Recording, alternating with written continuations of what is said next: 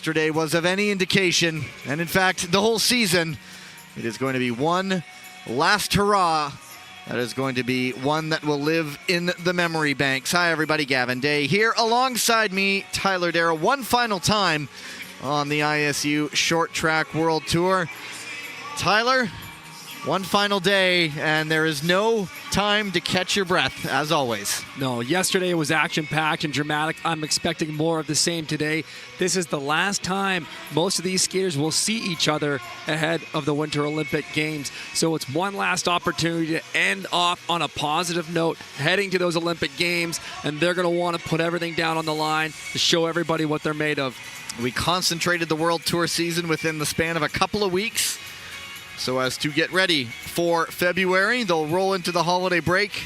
The European skaters will have the European Championships in January, but the best of the world, as Tyler just mentioned, will not see each other again until February. There is the schedule we have for you today, kicking off our Sunday action, as always, with the mixed relay finals.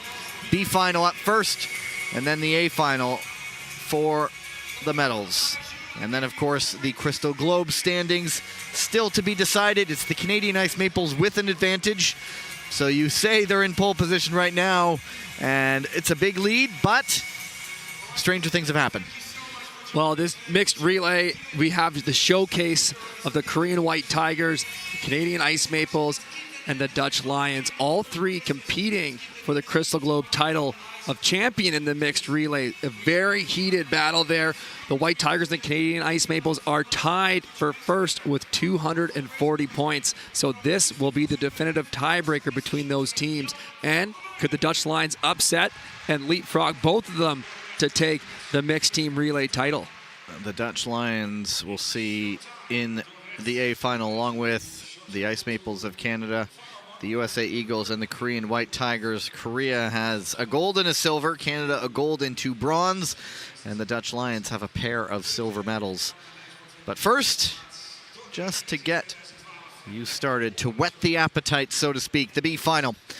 The Belgian Ice Bears, the Italian Gladiators, and the Polish Hussars. No longer have to worry about who's going to finish in the top 12. All of that, the qualification standards will be sorted out in time. So for now, they can just race for as high a position as possible. All these teams comfortably in the top 12. This is for 5th through 7th. There is Luca Speckenhauser. And if you weren't with us for the qualification of the mixed relay, Stan DeSmit delivered an incredible performance, lunging at the line to qualify the Ice Bears through to this B final. He proved to be very good at that. He also did that in the men's relay to get them into the semifinals, being able to reach out the leg, stick out the toe, and qualify the spot. So we'll go through the Belgian Ice Bears. It is their usual roster. Both the Smets, Hanna and Stan, Tineke Tendalk, and Ward Petre. There is Natalia Malashevska. She'll be with Gabriela Topolska, DNA Cillier, and Felix Pigeon, man who picked up a bronze medal in the 500 yesterday. And the Italians, Elisa Confortola, Chiara Betti, Pietro Siegel, and Luca Speckenhauser. 2.5 laps. Every skater will do that, and then they will go back around a second time through the order for 2 laps. It's the relay that's very much a sprint relay, but also the exchanges are scheduled. Well, in the previous mixed team relay rounds, we saw a lot of wipeouts, and then teams have to make sure that they tag up in the correct order with the appropriate skater. It's Tendalk, Betti, and Malashevska to start.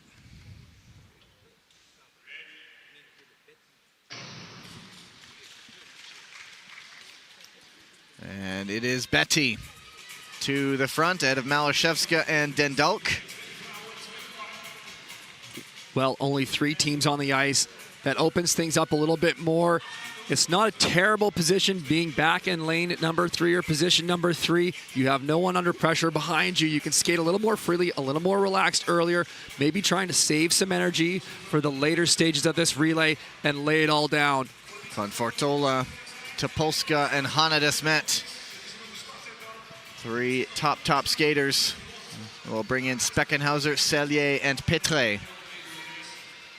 And as Tyler pointed out, once you get Stan de Smet into the race, if he's close, your team will always have a shot. If there's a gap that needs to be closed, he could always reach at the line. Well, Stan de Smet will have his work cut out for him. He'll be going up against Pietro Siegel and Felix Pigeon, who picked up a bronze medal yesterday in the 500 meter. Certainly feeling the confidence.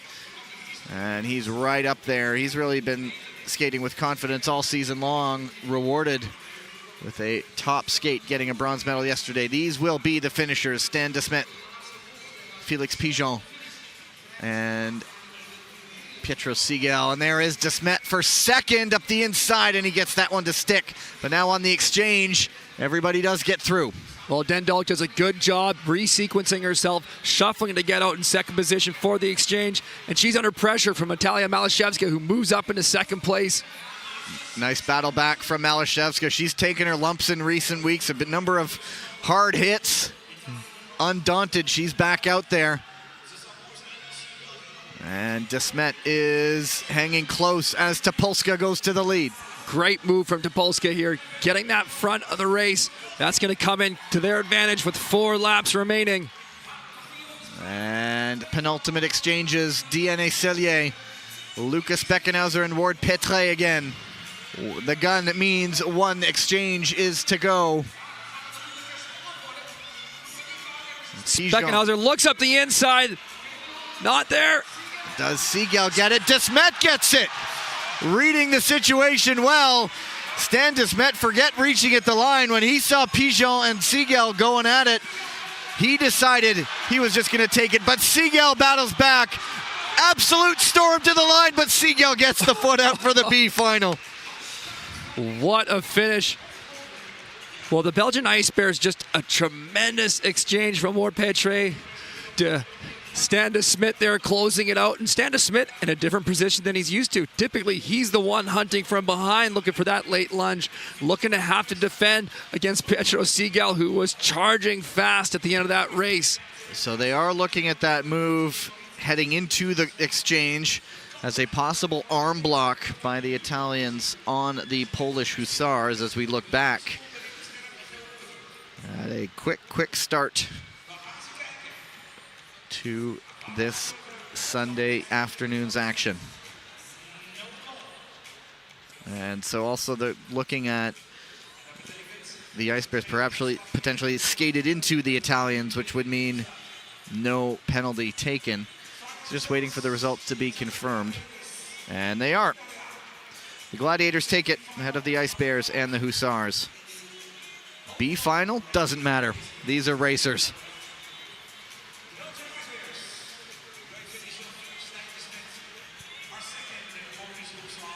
There you go. And de Smet just hanging on by 0.03 of a second. And our first medal race of the day. The lights will go down.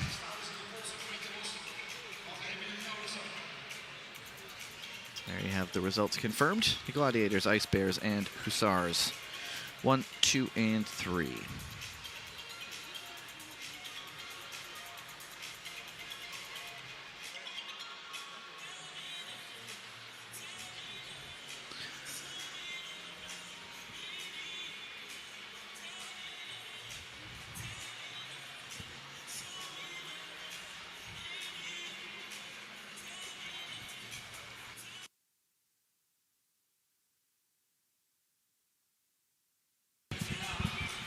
There you go. We'll see how they got there through the brackets.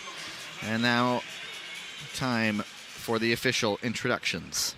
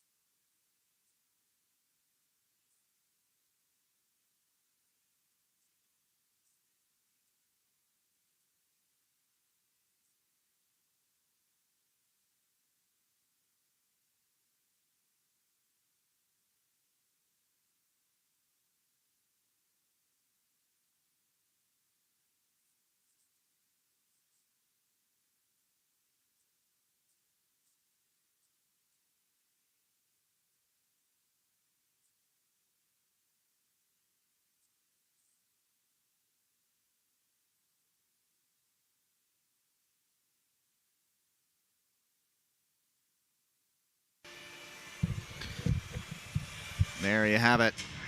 Only the USA Eagles have been off the podium in this event this season. Last year they had a pair of bronze medals. They also have a bronze medal from the 2024 World Championships in Rotterdam, which was largely the same side. Just flip out Marcus Howard for Brandon Kim. And these Americans, we've spoken about them a few times, the number of them starting to peak at perhaps the right time. Interesting for the Canadians, Claudia Gagnon drawing in.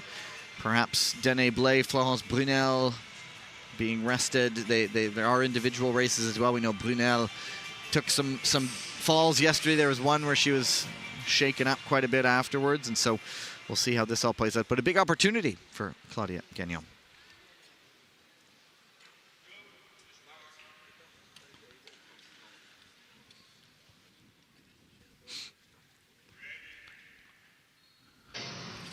Michelle Velzeboer, Corin Stoddart, Courtney Sareau, and Chae Min-jong to start things off. And Stoddart and Sareau will see each other again for sure, as the two Crystal Globe individual skaters will battle it out in the final two events of the day. But here they are skating with their team, and it is Stoddart off to the front.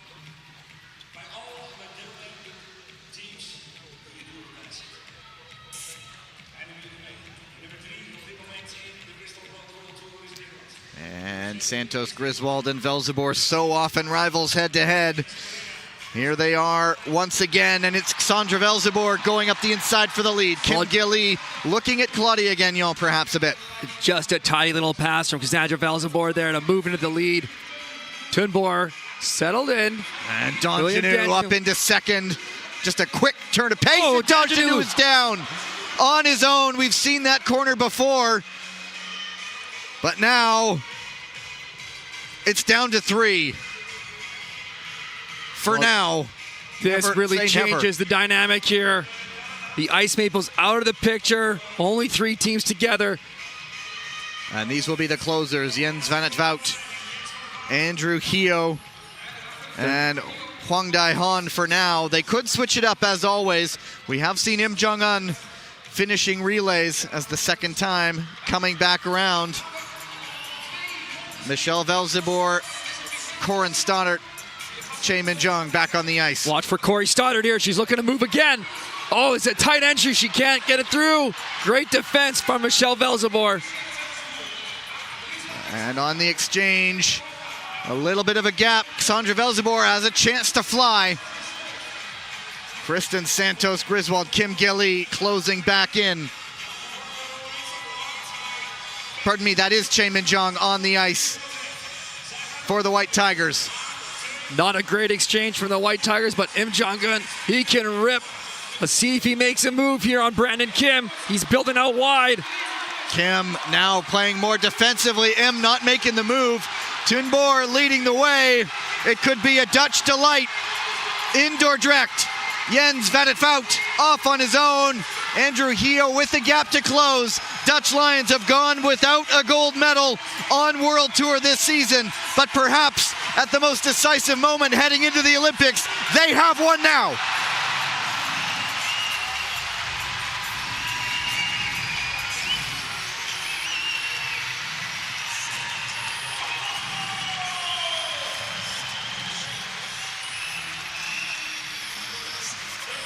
Well, the Dutch Lions, the women's team delivered yesterday in the relay. Now the mixed relay team delivers gold. Beautiful skate from the Dutch Lions there. Enjoying the trappings of home. The fans do their part, and their on-ice heroes return the favor. A pair of silvers now ends with gold for the Dutch Lions. We've had 4 World Tours, 4 different winners. It is anyone's race. Well, terrific performance from the American Eagles as well, moving up to second. Here's a look back. The inside move from Sandra Velzeboer on Kristen Santos Griswold. And so watch, the Donjanu had just made the move into second when just the right foot breaking out. As you've mentioned before, it happens to everybody at some point. And sometimes when you're on a little bit of a wider track, you may be coming in contact with a lane that's already been raced on. So that ice, while you may think is fresh, has actually just had a mixed relay on it in the race previous, and there's still some ruts there, and your foot can get caught up in those, and that's what breaks out on you. So it's the Dutch Lions for gold, the USA Eagles, their first medal in this event on World Tour, and it's silver. And the Korean White Tigers will go bronze. They complete the set. They were silver in Montreal #2, gold a weekend ago in Gdansk, Poland, and today they go for bronze. But another Dutch moment of triumph.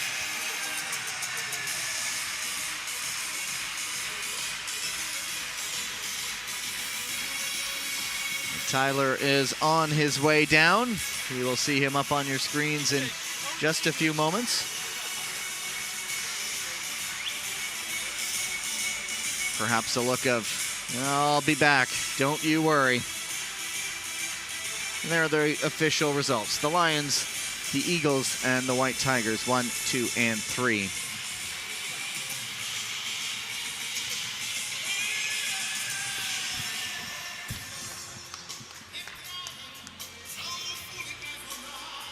And we'll throw it down for the mixed relay medal ceremony.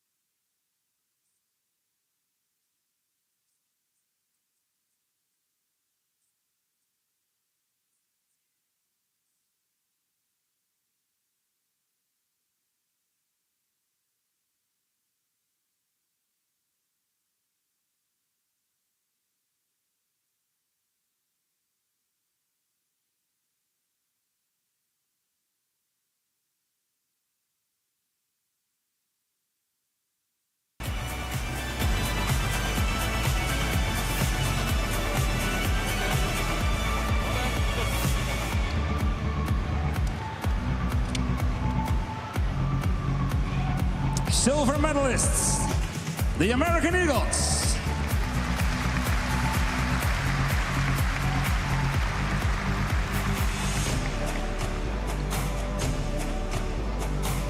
And in first place, winners of the gold medal hier in eigen huis zijn Teun Boer, Selma Paalsma, Michelle Velzenboer. Velzenboer, Xandra Velzenboer. He is at the Dutch Lion.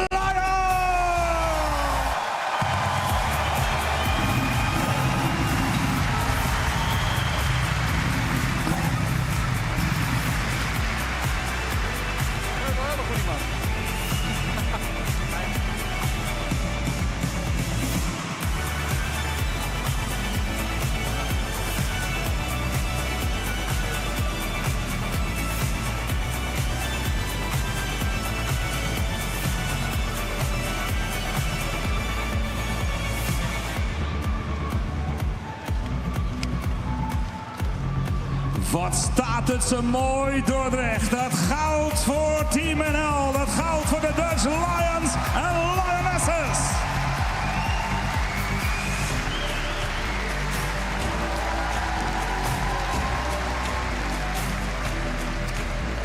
And let's put our medalists together. Dordrecht nog 1 keer de wereldtop in de mixed team relay.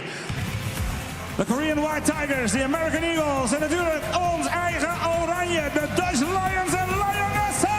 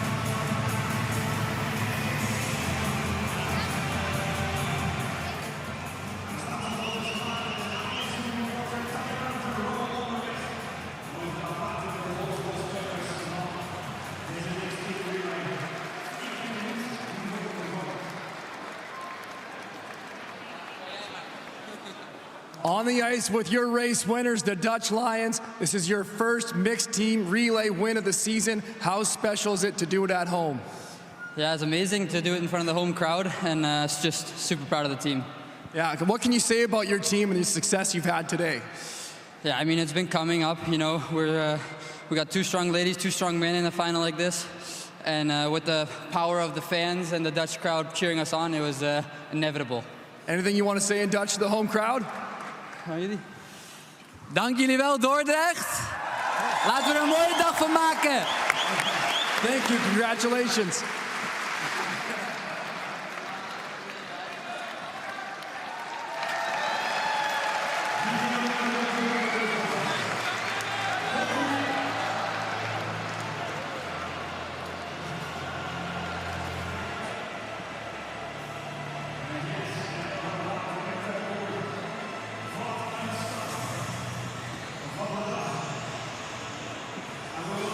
Updated Team Crystal Globe standings. It's inside 900 points. Just trying to do the math. It's possible the Canadian Maple already have it. I can't think off the top of my head, but we'll just worry about the racing at hand.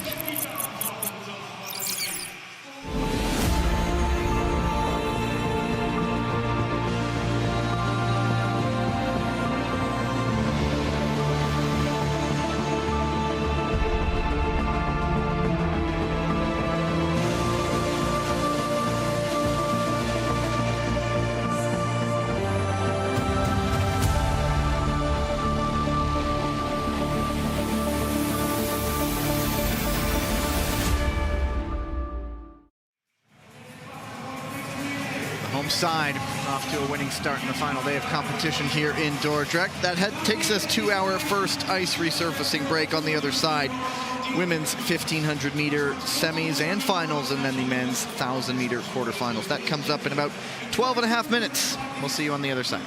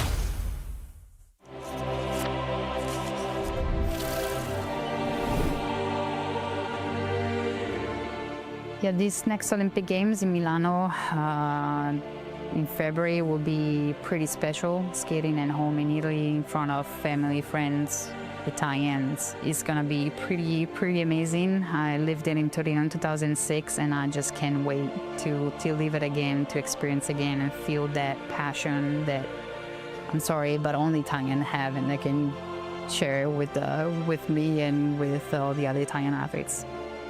Do Olympics at home is really special, I think, and it's so great to have a lot of people of Milano and they watch the Olympic and have your home crowd at the Olympics, and will be for sure great. Representing my country, Italy, at the Olympic Games is the pinnacle, of, I think, my career. I'm always happy and proud to wear the blue color, the tricolore, and ideally wave the flag after a race. The home support means everything to me. We had a little taste last February in Milano for the test event. It kind of like remind me also another thing why I love so much skating. So I'm really looking forward to compete again in February in Milan and feel all that love again. For Milano, my dream is try to win some race with the team or alone, and yeah, in general I'll try to arrive at the top and complete our dream, Olympic dream, because participate to Olympics is a dream, and to close the circle is try to win a medal. Stagione Olimpica. The countdown to the Olympics is on.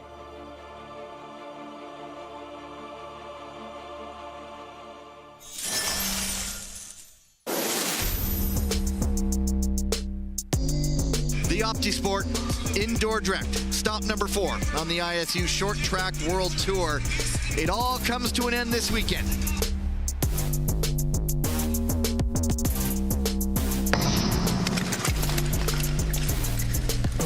Well, when Jens Van Wout takes the lead, you have to be on your toes. Now, the two who went toe-to-toe for the Crystal Globe last year. Dagenu jumps up the inside. Van Wout responds, they're shoulder to shoulder. Felix Roussel now challenges for second. It's a golden moment for William Dagenu. It feels great, we've been talking about it since the beginning of the season.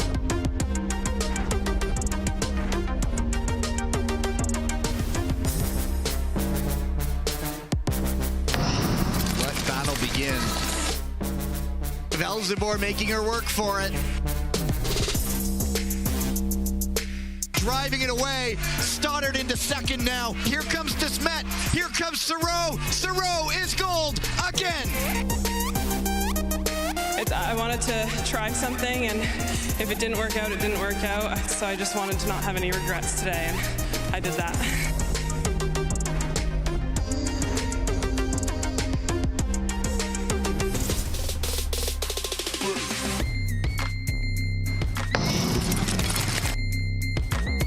Seagal goes down. Oh, what a move by the USA Eagle, Andrew Heo. Van Wout is off. Steven Dubois, world champion, or is it Heo? Final decision, penalty, number 4, Canada. Which does mean it is gold for Andrew Heo. Can you believe it?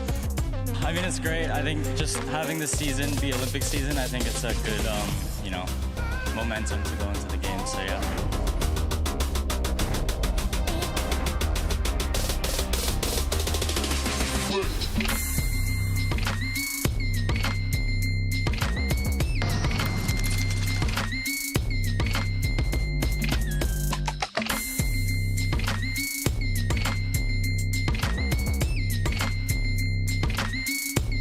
A good move to get around Chiara Betti, who made a massive push.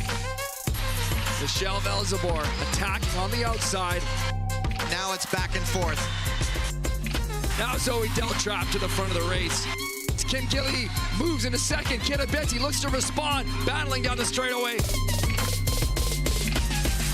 Dutch Lions with home fans are going to take gold. Ja, we hebben gewoon echt een geweldig team.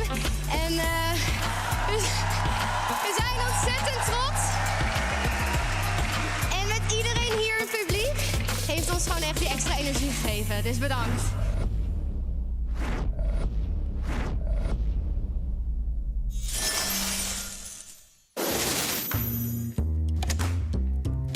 Yeah, that's me in Curaçao. That's after last year, the World Champs. I went there with my family on vacation.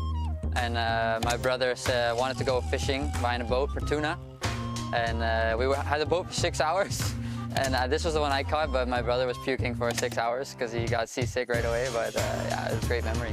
Yeah. I was with my friends in the Campanian. It was in the off season and we did the hike. It was amazing. It was the first time I saw something that special. Yeah. This is a really nice place in Istria. I was there on bike camp, but not only biking, you can do there like hiking, mountains, it's really nice. And I did rowing, swimming. It's really nice vacation plus training all in one because it's really nice place to enjoy. Oh, there's our two good dogs, which one of them had the birthday.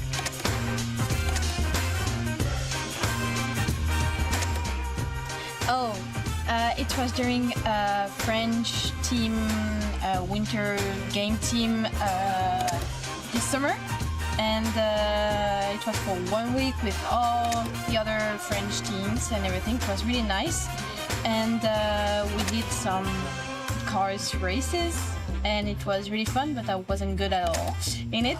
I think I did maybe 2 laps because they saw me doing it and they just said you will do just 2 laps, and it was 45 laps, so not much.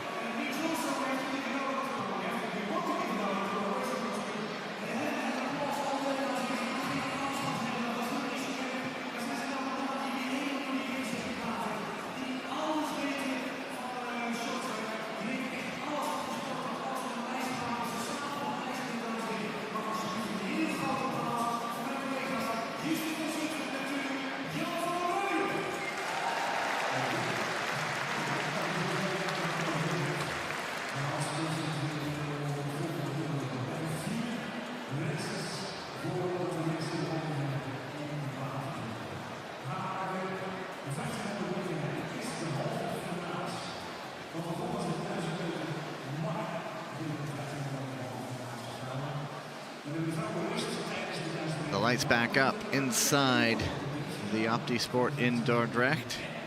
Over the break, it's essentially a dance party during the intervals as they reflood the ice. They turn the lights down, they put on a light show, and then they just pump the music in, and it's a fun time.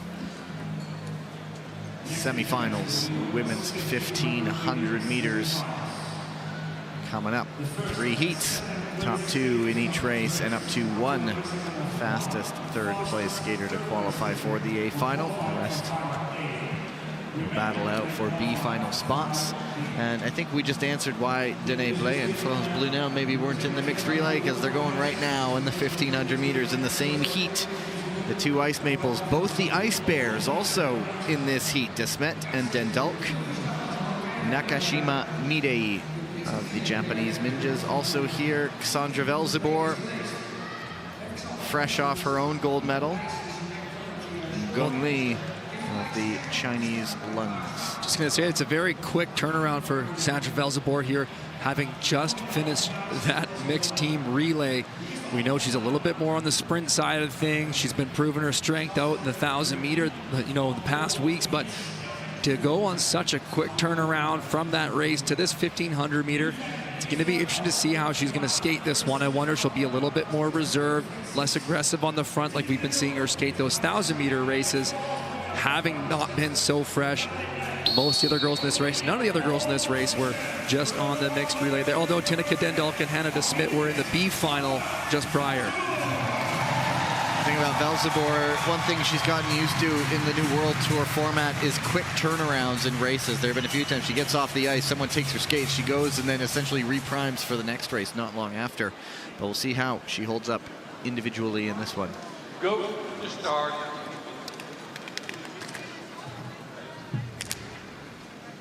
Ready.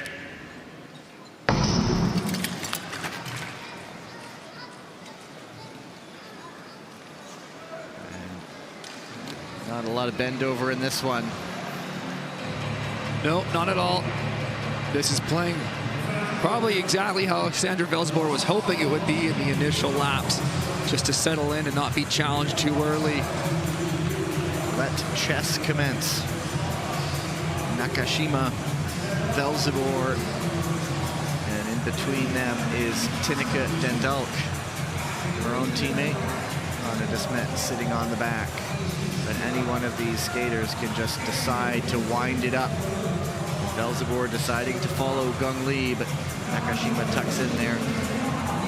Brunel goes around the outside. And Blay starts to perhaps look up the inside. But here comes de Smet with a burst of pace. Well, nobody is attacking too hard, but everyone's wanting to move up, and that's just naturally starting to progress the pace as Hannah de Smet completes that pass to the front. There's been a healthy Belgian cheering section. We're not far from the border with Belgium. Nakashima. And Gong Li hoping to join her. Danae Blay also following. Obviously picking the skater she wanted to mark, but Nakashima trying to get in there. Blay forced out wide even more. Burning a bit more energy, but getting to the front.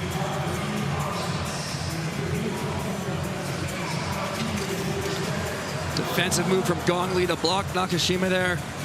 Nakashima does get through. Watch out on the outside. If de Smet decides to drop the hammer, she can put a gap into her rivals pretty quickly. Now she hits the front. Keeping it on Danae Blay. Can she close this gap down a little bit? Maybe race defensive from second behind Hannah de Smet. We know she has the stamina to finish. Florence Brunel working around on the outside, trying to get behind her teammate. And they're down. Couple skaters down. And Brunel. Brunel and Nakashima. So it is de Smet and Blay. But here comes the Dutch Lion, Sandra Velzebor. The orange blur trying to go up the inside. We'll see if she got the corner. De Smet will take it. De Smet in second. De Smet first, pardon me. Velzebor in second, and then Blay. Couple things to look at there. There will be that incident involving Brunel and Nakashima, and then Velzebor's move on Danae Blay. Well, nonetheless, impressive to see that Sandra Velzebor still had the legs in her to attack so late in the race. I wasn't sure if she was going to be there, but she was. Great effort from her. She stayed patient that whole race, was conserving energy, waiting till the last moments to strike. Here's another look. It all starts here. Well, this is the earlier incident with Nakashima and Gong Li. We'll wait to watch when Florence Brunel is working away on the outside, but this is Hannah de Smet's attack to the lead. Now let's watch Florence Brunel on the outside shoulder. I mean, Nakashima looked to be in front and might have just gotten away from her with Brunel, an unfortunate victim. We'll see here. Well, you know, it's not a great camera angle. One of the things we're looking for, if there's contact, is there an arm contact on the knee? Nakashima, and here's that last look. at the inside jump of Cassandra Velzebor on Danae Blay.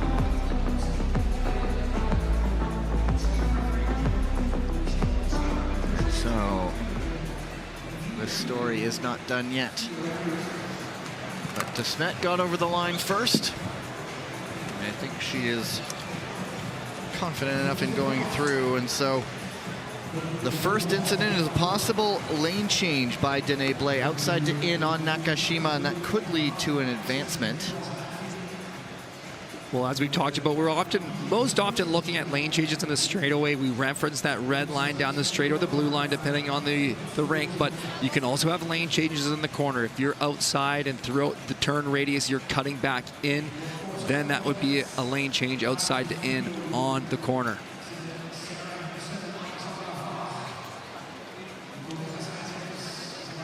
And so since it was not in one of those up front positions, it could also be an advancement to the B final. Yeah, she was, I believe, in third position at that moment.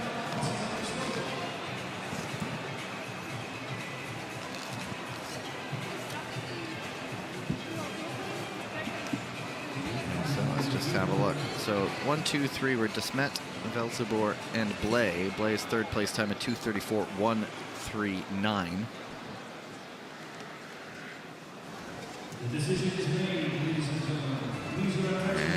And looks like we are going to get some news. Final decision, penalty, number 8 from Canada, and we advance number 30 from Japan on the B final, and we have a share runs possibility between number 7 from Canada and number 2 from Netherlands. All right, so incident number 1, Brunel penalized Nakashima to the B final. See if we get the look here. Outside to in, lane change. So just France Brunel pinching in on the apex of the turn, making that contact on Nakashima, putting her down. Here's the shared responsibility. Both skaters moving. One going in, one going out. And so those results remain unchanged. And there you have it. Moving into heat number 2. 8 skaters will be on the line in this one, same in heat number 3. There's your start list. Go to the start.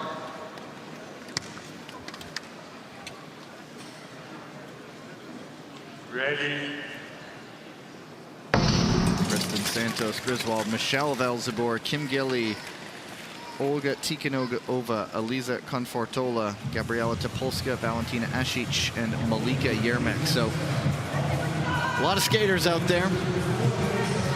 Well, you don't want to find yourself caught back in position number 8. Expect to see skaters moving up while the pace is still slow, but as the skaters challenge the lead, the pace starts to pick up. It does have a bit of a quicker start compared to heat number 1.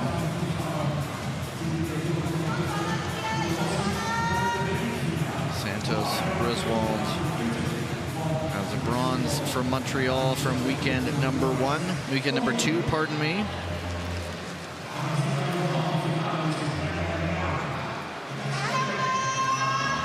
This will be her last day with that Crystal Globe helmet. They will award the new ones to the new Crystal Globe winners after this event. And now Kim Gilly, who has won a world championship in this distance, just can make the moves so quickly. Oh, there's a tight inside move by Elisa Confortola. That bumps out Yermak. And Yermak went into Michelle Velzebor. So Confortola has dropped a lot of speed and is winding her way back. That will get a review inside 6 laps to go. Gabriela Topolska was looking for something on the outside, but then relinquishes it. Now looking up the inside, nothing there from the back. It is Kim Santos Griswold, Malika Yermak, and Valentina Asic, 2 skaters who were in the repechage this morning. And Asic for 3rd. Yermak gets bumped out wide a little bit, and that one will also get reviewed. And Confortola now into 3rd. Well, Lisa Conforto has been battling her way through this pack. She's still on the legs as Kristen Santos Griswold looks on the outside, clashes skates with Kim Gilly. Oh, and they get their blades together. So there will be a lot to unpack there. It is Kim leading, Confortola in second, and Ashic in third. But this race could have a very different complexion as the top two were both involved in incidents. Well, lots to review here. From that contact between Kim Gilly and Kristen Santos Griswold, at a first glance, it just looked like there was a blade contact. Didn't look like anything intentional. And sorry, it's actually all three of them. So just looking back, Kim involved with that incident with Santos Griswold, Confortola in that incident with Yermek and Velzebor, and Ashic also with Yermek. So this is it. Well, actually, is that Tikhonova there that gets bumped into right, Michelle Velzebor? Yeah.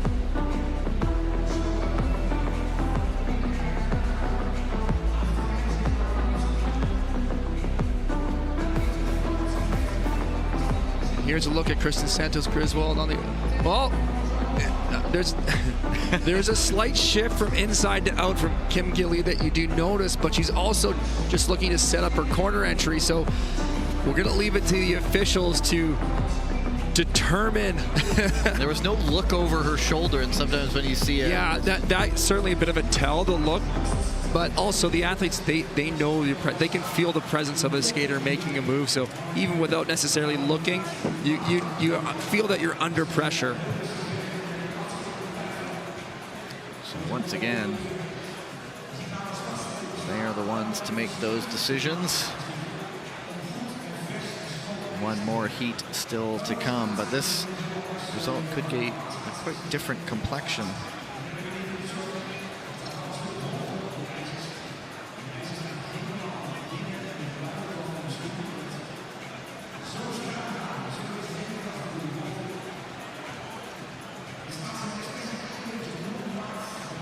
So the review room running through the angles, talking to the skaters on the ice. Well, it's easy to discuss the hand moving there. Wonder if it's like, I don't know. I'm not sure. That's us right now. Well, yeah. It's got to be one of the most difficult things about being an official is trying to determine some of these decisions. You're trying to read the intentions of the skaters. So the first incident with Elisa Confortola has been cleared from looks of things. So now it's just down to number 2 and number 3 with involving Valentina Ashic, and then the last one with Kim Gilly and Kristen Santos Griswold. Heat number 3, we'll run through it quickly. They're stepping out now. Zoe Deltrap will get the rev of the engines from the crowd. Chaemin Zhang, Courtney Sarot, Ariana Siegel, Young Jingru, Corin Stoddart, Zhang Chutung, and Gloria Yoriati. And so the battle for the Crystal Globe will get a look here with Sarot and Stoddart going head-to-head in the same heat.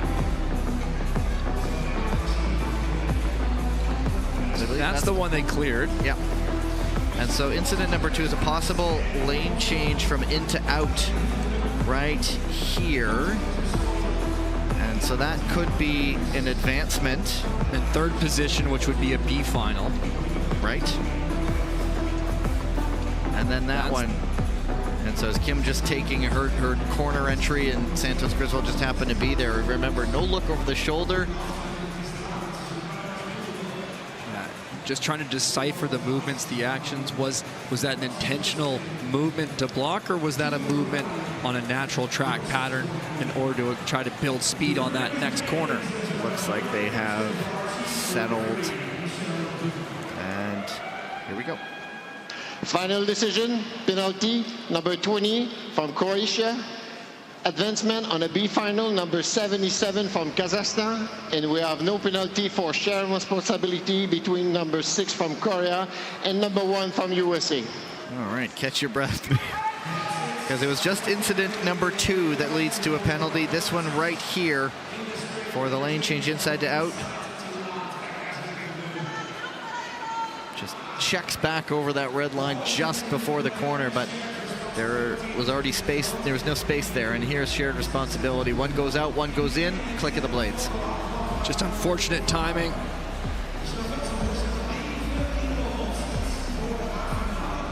So Yermak will go to the B final. Tikhonova also. And so we'll see the third place time, 2:26.175.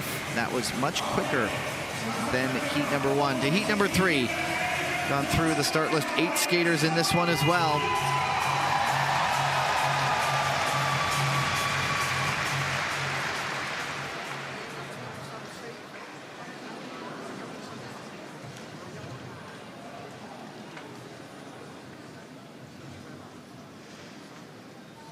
Go ahead. Okay. Thank you. Go to the start.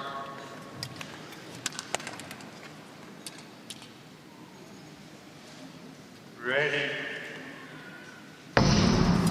So many skaters on the line. Bit like herding cats a little bit there, getting everybody into the right place, but they get it all sorted. Sometimes what you're watching for the start line too is, do the skater next to you start in an opposing direction?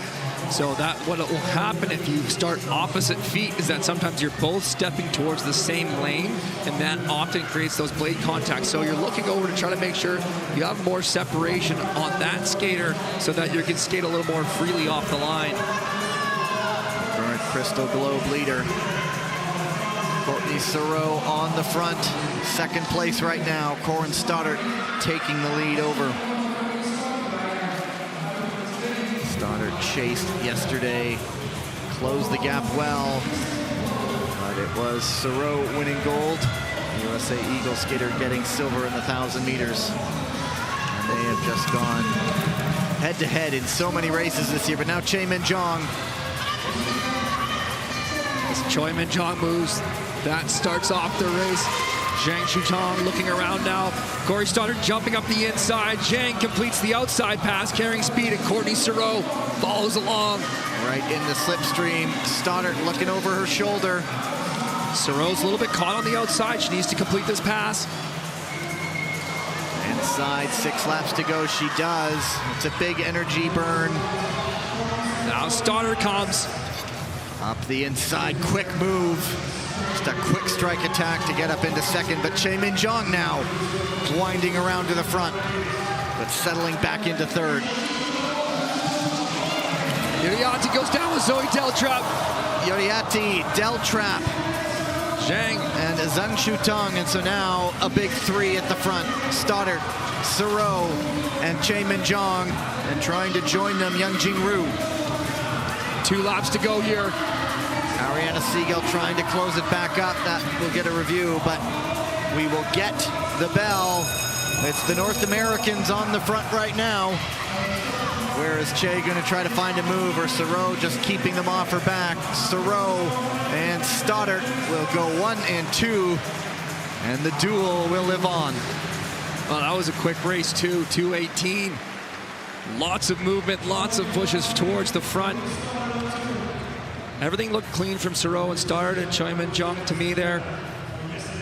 One of Corey Stoddart's feelings from the 1,000 meter yesterday was maybe she just attacked a little too soon. If she could have waited 1 lap longer, she may have just had that the legs left to defend Courtney Sereau. I think we're going to be expecting a great showdown in this 1,500 meter final today between those 2 skaters. When there's the top 2 in the Crystal Globe, you wouldn't have it any other way, going against each other in an A final. So we'll see where the incident came from. That's it right there. Yoriati bumped into Zhang, and then Deltrap came up there as well, also getting tangled up right there. Blades look like they got caught up.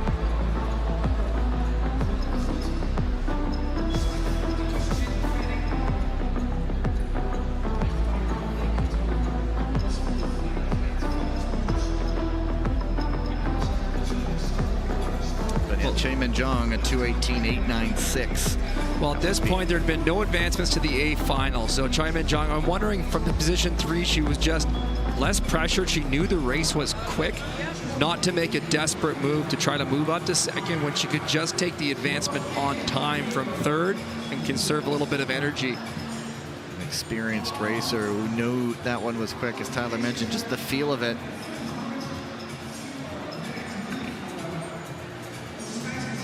It looks like that may be complete.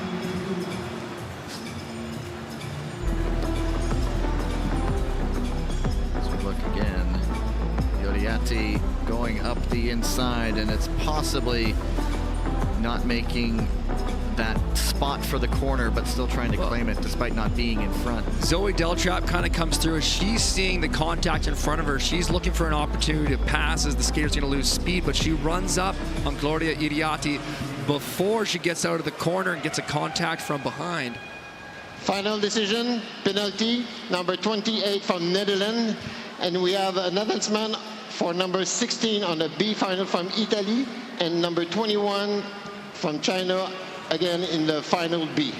So it'll be a busy B final anyway. It'll be a very busy B final. Yoriati and Zhang will go in, and here's the incident, as Tyler mentioned, just trying to make the move, but goes right up into the back of Gloria Yoriati. So watch Zoe Deltrap here with the pink helmet. Right there, the contact from behind on Iriati, which creates the domino effect.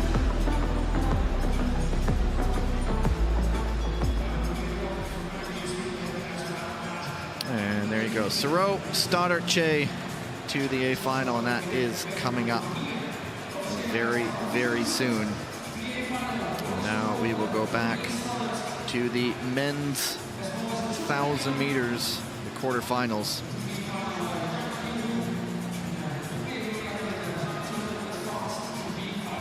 One, two, three, four, five, six, seven, 9 in the B final. 9 skaters in that B final. My goodness. One thing we learned yesterday, when there's more skaters, there could be more chaos. We saw that in the 500-meter final for men yesterday. And as I mentioned, the 1,000-meter quarterfinals. After this, we will jump into those B and A finals. And 4 heats, top 2 in each race, and up to 2 fastest third-place skaters will go into the semis. Heat number 1, Roberts Kreuzbergs, Michał Niewinski. 2 very good friends, Yoshinaga Kazuki, Hwang Dae-hun, Wonjun Moon. To the start.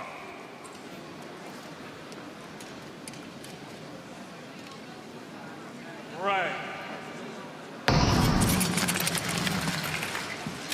And the clack of blades off the line. Hwang, that's a pretty hard fall.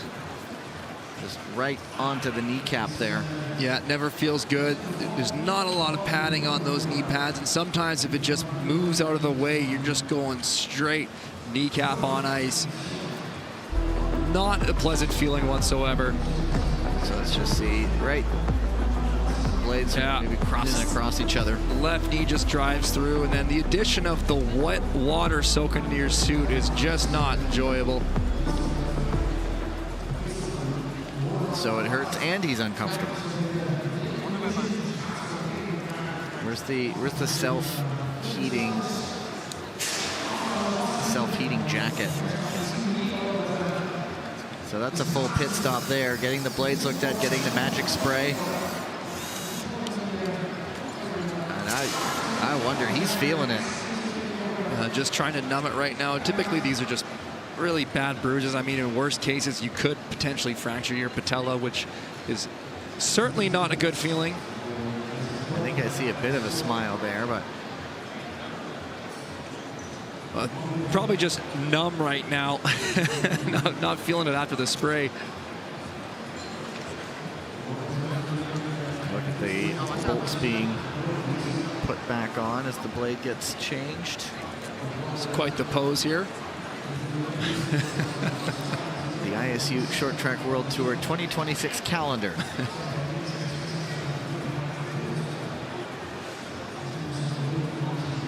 Yoshinaga also opting for the full blade swap. You can hear the drills working.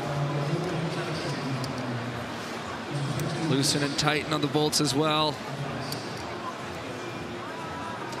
There you go. Niewinski, no coat necessary for him.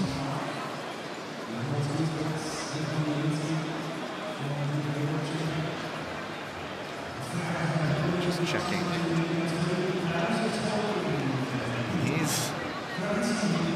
Yeah, I'm just not sure if he'll be at 100% coming off the line. I'm sure he wants to be there. All right, he's good to go, as well as can be. Hwang Dae-han, the great Korean skater. The home fans appreciate his effort to try to get back out there and give this one his best effort.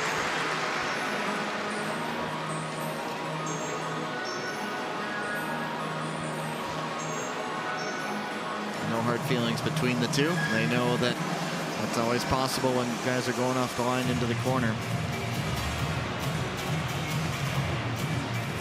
All right. Krusberg, Niewinski, Yoshinaga, Hwang, and Moon.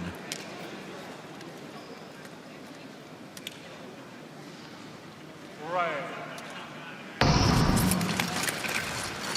was in Montreal last season when Krusbergs and Niewinski were both on the podium in the 1,000 together, and they were celebrating together. They're very good friends, training partners, and they're the two on the front right now.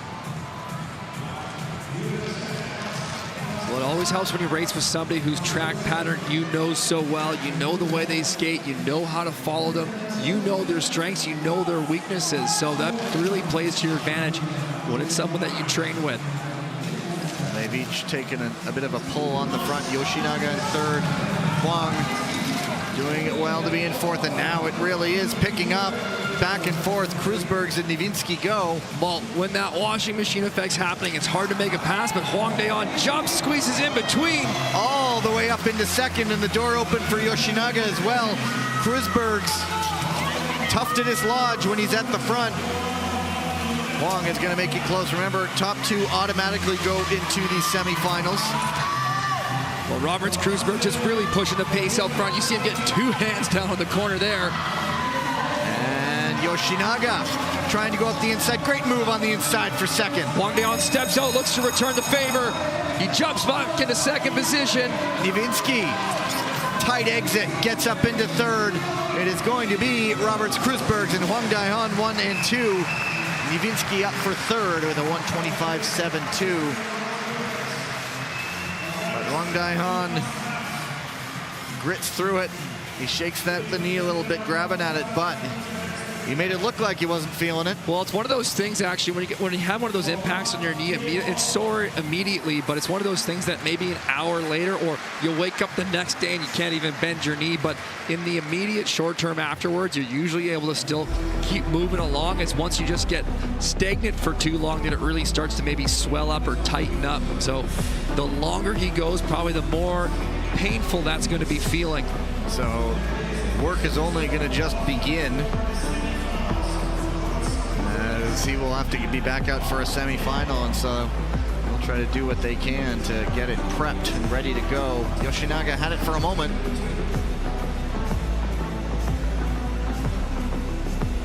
Well, a very respectable time for that race. We will still be looking at those third place times. Michal Niewinski's 125.72 certainly stands a chance, but if these races go anything like the women's races prior, we could be expecting lots of penalties and advancements as skaters hit the desperation button to do whatever they can. Heat number 2, Pietro Siegel, Shin Dong-min, Lin Xiaojun, Liu Xiaowang, and Stan DeSmet. So, wow. Okay. Yeah. I wasn't ready for this one yet. The Ice Bear, Two Lungs, the White Tiger, and the Gladiator. Go to the start.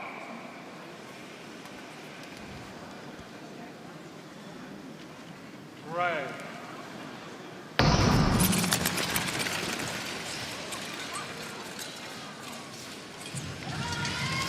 DeSmet, perhaps knowing the quality in this field, he already gets a bump with Liu. Stan DeSmet, Liu Xiaowang down in that corner already. Not the start we would have figured would have happened. Oh, and now Siegel goes takes down. a bump from Shin Dong-min. And it's Shin, and it's Lin. And Shin Dong-min's going to be under review for that contact as well. So there could be a possible opening for second still. Stan DeSmet looks like he's the only skater still going. Yeah, if there's, I mean, also Seagal though was in an advancement position perhaps if something's there, but yes, but then second's open and yeah, exactly. On the ice, second is open, and DeSmet. But who caused the contact on the first incident, exactly right? And so you say you weren't ready for this one. I'm not sure they were either. Well, this is not what I was expecting from this race. And so this one, Lynn, he's more than happy to, I think, just let Shin go to the front, knowing perhaps that, okay, he's going to get a look at it. I'm going to be in top two. Oh, but here he goes anyway up the inside. I guess it's not a race until Lynn makes a pass. We know how good he is. Well, I had a script for how this might play out in my mind, and it was not this right here. Are you saying they didn't pay attention to it? Nope. They didn't get my memo notes. And now the question is, where are the other skaters within the race? And the lap counters will be down here. I look them a number sign. Smith is done. I look at Balashkova, the referee. He's talking to the other, said, okay, who, where? And they're sort of chuckling it out. So DeSmet does get over for third with a 1:43.11. So I think they're giving Liu Shaoyang and Pietro Seagal one more lap here.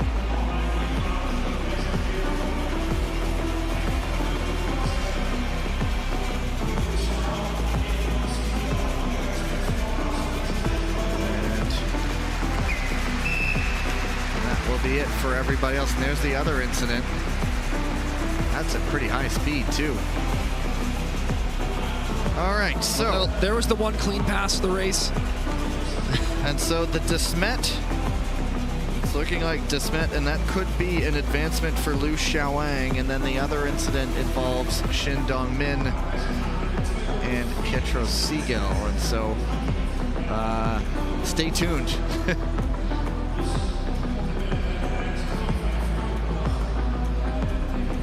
So the one thing I do know is Lin Xiaojun crossed the line in first.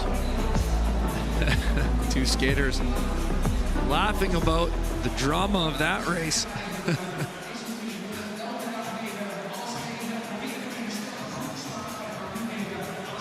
So it's not like it was one incident led to the other, led to the other. These are two isolated incidents. They got good angles at it, and one was essentially on the first lap. And so well, William Danjanu coming onto the ice now with the jacket still on. I think he's expecting this review to take a moment, so staying warm before the race. So it looks like the second incident, it might have actually been Pietro Seagal off on his own as one of the options that they're looking at, mind you. And here we go. Final decision, penalty number 15, Belgium. Advancement number 14, China. And so it is just the first incident. We'll get another look at it. DeSmet and Liu was up there, and so that means advancement. Here it is. An arm block is the ruling. So it drags back there onto Liu's skates. Just got to be so careful with that hand when you're putting it down on the ice, when you're putting it right near the feet or the legs of the skater that you're moving around. You can't make any contact with them that might put them off balance. Seagal thought his review was going to lead to something, but that was not what they saw. And so heat number 3 already on the ice, as Tyler mentioned. William Danjanu, the jacket is now off. Stephen Dubois, Thomas Natalini, Miyata Shogo, and Toon Moore. Are you ready for this one? He's shaking his head because this one is another absolutely world-class field. Well, these two guys, they were second and first at the World Championships, Danjanu and Dubois.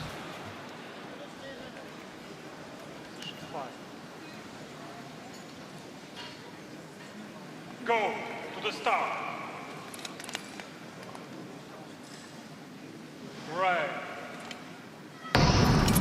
Danjanu just the one win in the 1,000 this year. That was weekend number 2 in Montreal, where he swept the individual distances. Toon Moore working hard on the outside. He's been racing every 1,000 meter from the front. Dubois responding to tuck into second. We also know that William Danjanu loves to race from the lead. Let's see if Danjanu comes back up and Dubois jumps in front. Well, Stephen Dubois coming off a challenging day yesterday. Crash is going his way. Call's not going his way. Looking to make amends. He crossed the line first in the 500, but a penalty changed all that. Now Miata on the inside of Boer. Natalini on the outside. Natalini's going to try to go around Dubois and break up that Canadian block at the front. Natalini tucks in now. Dubois forced to stand up a little bit. Might that dump a little bit of speed as Miata looks on the inside. Dubois able to squeeze that pass back out the inside. A little bit of a stumble on the exit of the corner, but carried the speed. Danjanu's just pushing out front. Danjanu adding to the lead with 1 to go. Natalini is there. Dubois looking. Dubois coming. Dubois getting second. And he hung on, and it could be 1-2 for the Ice Maples here. Natalini stumbles. I think his long reach just got him ahead. My goodness. Well, just a tiny little pass from Stephen Dubois to get back up into second. Very well done, but this is a quick race. 1:23.99 unofficial time from William Danjanu. Anytime you're seeing something sub 1:24, they're moving, they're working hard. You can see how hard they're breathing out there. Fastest heat we've seen so far. Just looking at the third place time, and heat number 1 was Niewinski's 1:25.722. There is only 1 third place time moving on now. Well, Thomas Natalini is going to be in the hot seat, waiting on standby, hoping for a clean race coming up. So watch. See, quick jump up the inside of Stephen Dubois going up the inside of Natalini. I wasn't sure if he's going to hold the exit, but he does.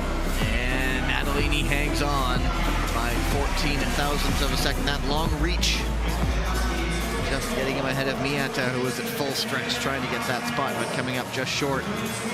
And the results are official. Danjanu, Dubois 1 and 2, so the Ice Maples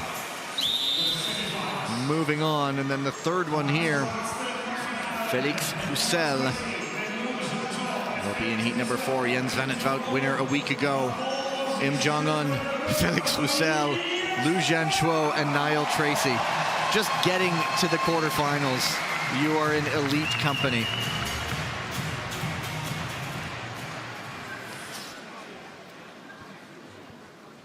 Go to the start.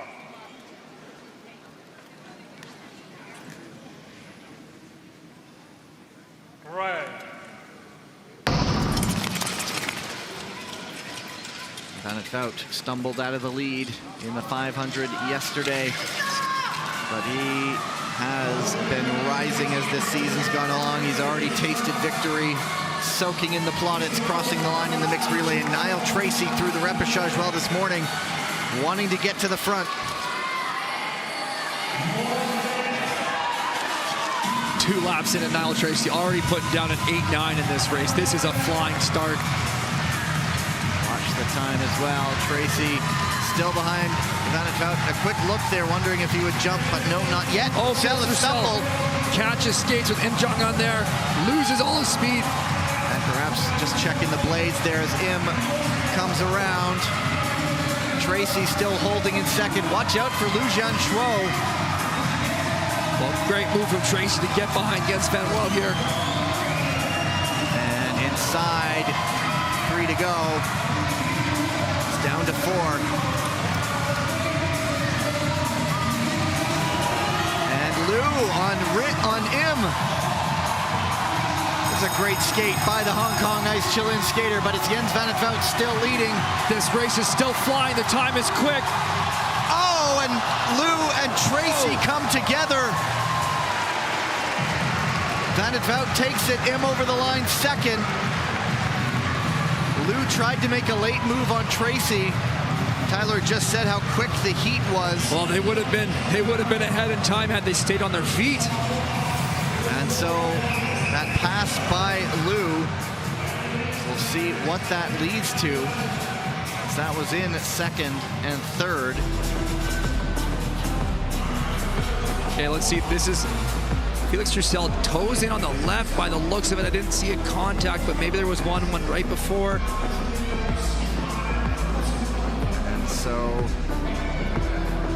be the late move. It's Liu Jianchuo being looked for a possible late pass.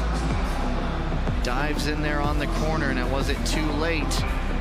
And as Tyler mentioned,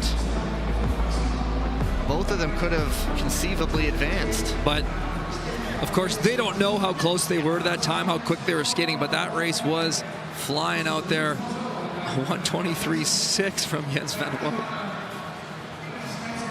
So yeah, Roussel dropped back and he looked down once or twice at his blades, and I wonder if there was the contact that just could have did those in a little bit.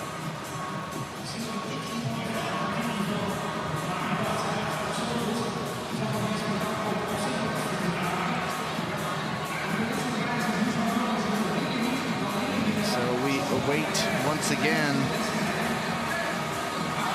The women's 1500 meters are waiting. It'll be the finals coming up.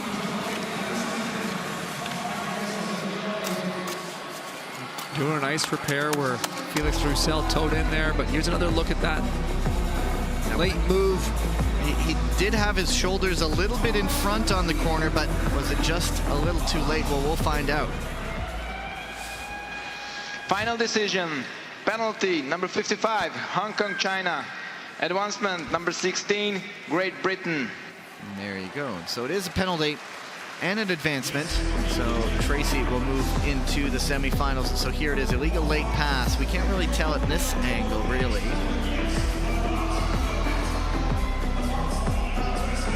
And with 2 advancements, that does away with the time placings. And so Im Jong-un will go into the semis, as will Jens van Wout and Niall Tracy. And so Liu Xiaoang will go as the other advanced skater. And we'll see these guys coming up after the ice resurfacing break.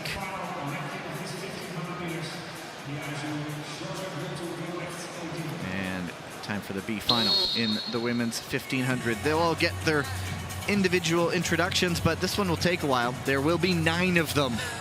There's the start list right there. Here we go.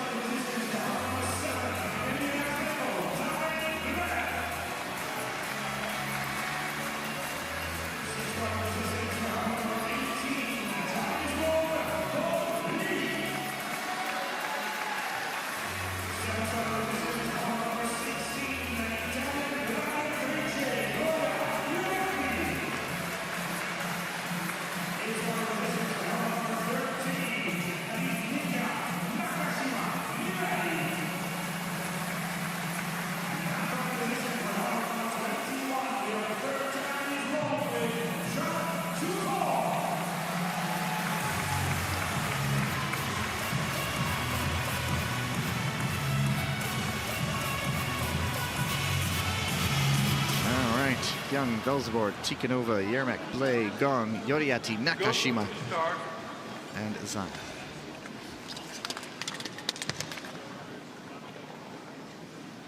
Ready. Well, there's a whole lot of traffic out on the ice. There are 9 skaters. And I know Tyler's going to say it. I know he's going to say it. The longer this goes, you do not want to be at the back. You got it, Gavin. Nailed it. And right now, that's Gloria Ioriati, but it's just going to be constant movement. And that just escalates the pace. And Nakashima on the front. Tikhonova also winding up the inside, but Zung and Gung are there, and it will be Zung going up the inside. Here comes Michelle Velzeboer going around the outside. Everyone just fighting for that ideal space to get into the corner. Well, with all the movement happening, the pace is picking up. We've got sub 10 seconds already in this 1500 meter. Now things are starting to settle in a little bit. And for the lead, one of the Nomads is down, along with Yoriati. It is Malika Yermek. And it is Yang Jingru attacking off the front now. Is Yang Jingru. All three Chinese lungs in this race.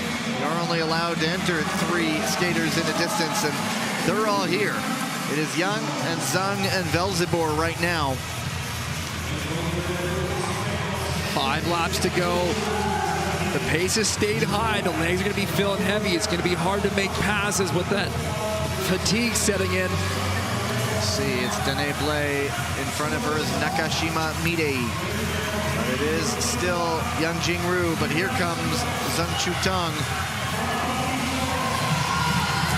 Nakashima Midei now looking around the outside. Danae Blay's been patient this whole race. Does she have the legs to keep going? It's been quick. Nakashima loses some speed. Blay trying to find an opening. There's nothing there. It is Zung Chutang and Michelle Velzeboer. Who's going to win the drag race? Zung. What is left in the tank? It's all come down to 2, and it's going to be Zung Chutang taking the B final. Ahead of Michelle Velzeboer, Yang Jingru, and Nakashima Midei. So then we will get a review of that incident, but Chinese lung coming out on top. Possible lane change is what's being looked at on Yoriati into Malika Yermek is what's getting looked at. Difficult to find your space when there's so many people out there.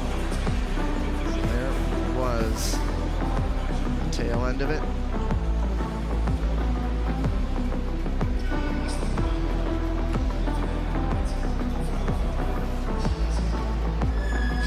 Another look at Michelle Velzeboer's inside pass. Final corner here.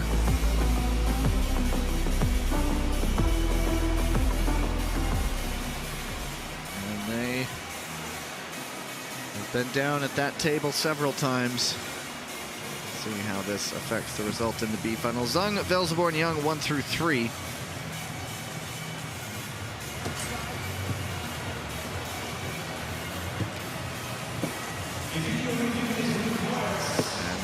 Set up for the A final. There will be 7 skaters in all. The Crystal Globe battle will certainly be the headlining part of this race.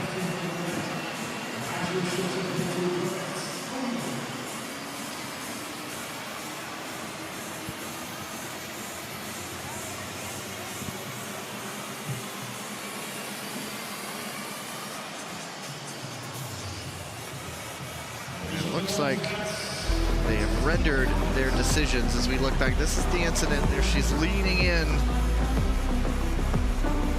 So hard to see from this angle there. We're also getting kind of the tail end of it. I think the score might be beginning at the start of the corner. And here it is. Crowd of people, there it is. Just a little bit of a shift in on the exit of the turn. And here we go. Final decision, no penalty for share responsibility between number 77 from Kazakhstan and number 16 from Italy. And so Yermak also, they say, went out, pushed out into Yoriati at the same time. And so yeah, there was maybe a bit of a push off there as Yoriati went Yeah, out. and the right foot pushing out of Yermak makes contact with the blades of Yoriati, and that causes her to fall down and make that contact.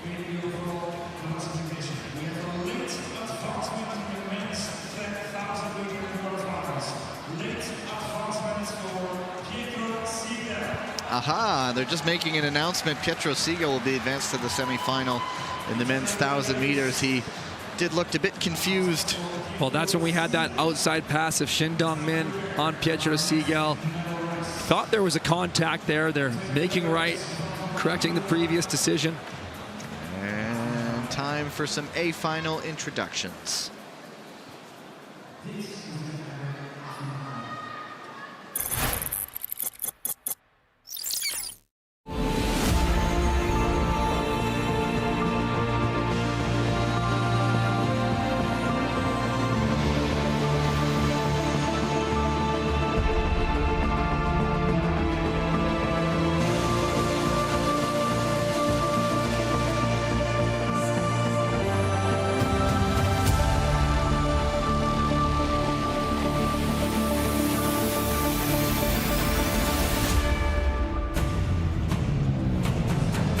Ladies and gentlemen, Dordrecht, this is the women's 1500 meter A final.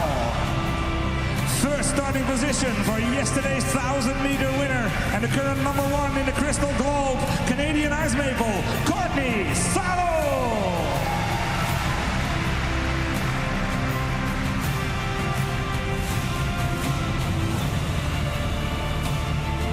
Second starting position is for helmet #3, representing the United States Eagles. It's Corinne Stoddard.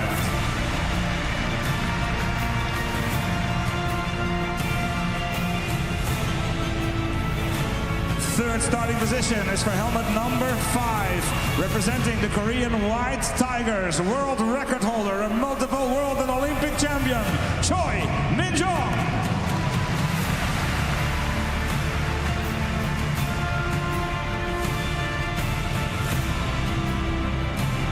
Fourth starting position is for helmet #6, also representing the Korean White Tigers, multiple world champion, Kim Gilly.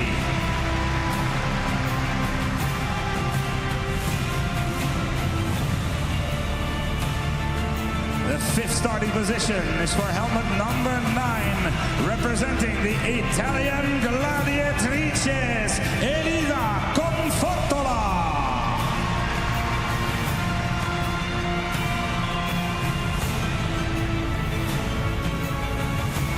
The sixth starting position is for helmet #4, representing the Belgian Ice Bears, the 1,000 meter world champion, Hanne de Smet.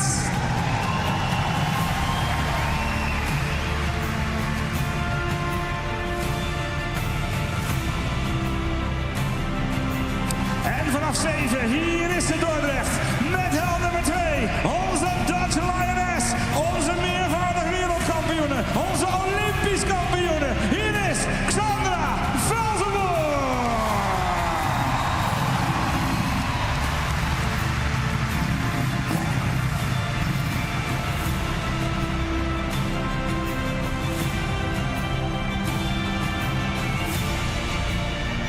It's time to lock in. A final time. You saw who's in it.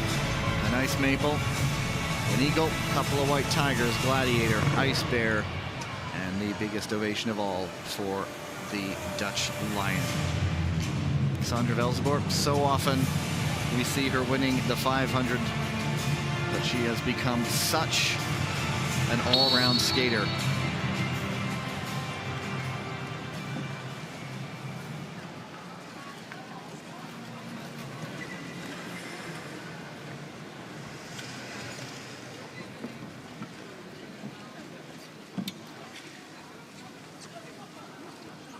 Go to the start.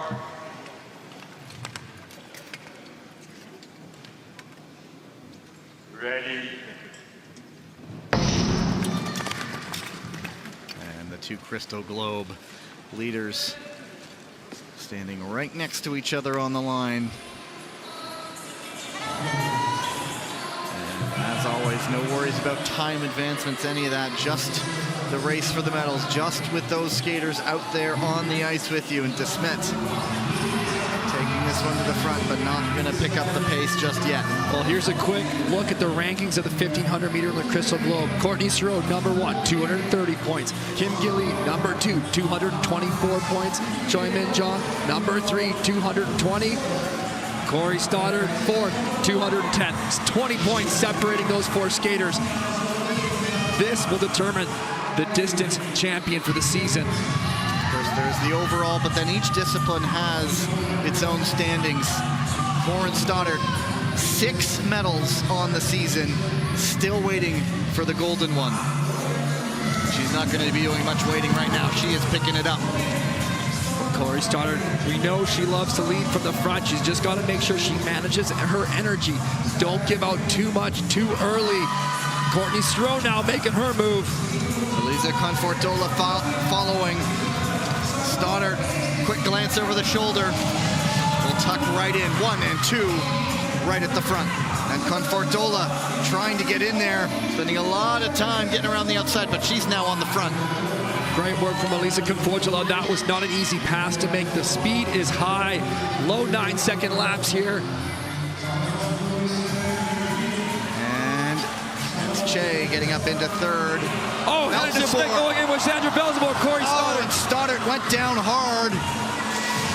And now it's 4. This could be the Crystal Globe decided. Courtney Sorrow on the outside. Will she hook in? She carries it wide. Got to watch out for Stoddard there. Confortola can't hang it in the lead. The opening is there up the inside, just not going to be able to close it. Here comes Choi Min-jong. Here comes Elisa Confortola. Kim Gilly. Here comes Kim Gilly up the inside, and Kim takes it at the right time. A winner a week ago. Kim Gilly, the former world champion. Here she comes. It's down to 3, and it's going to be Kim for the 2nd week in a row. Who will take it?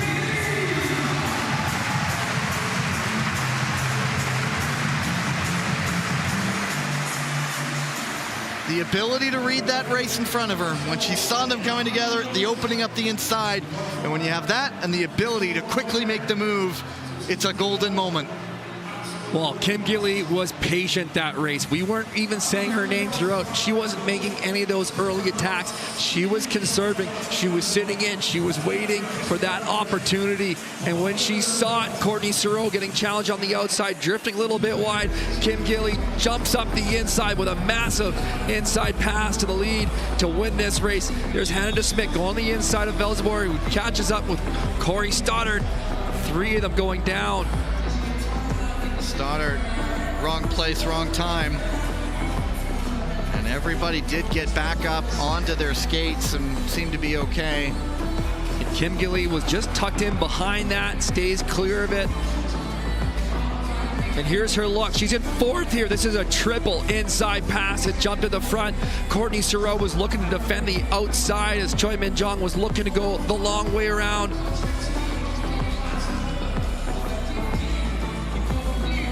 And there's the finish.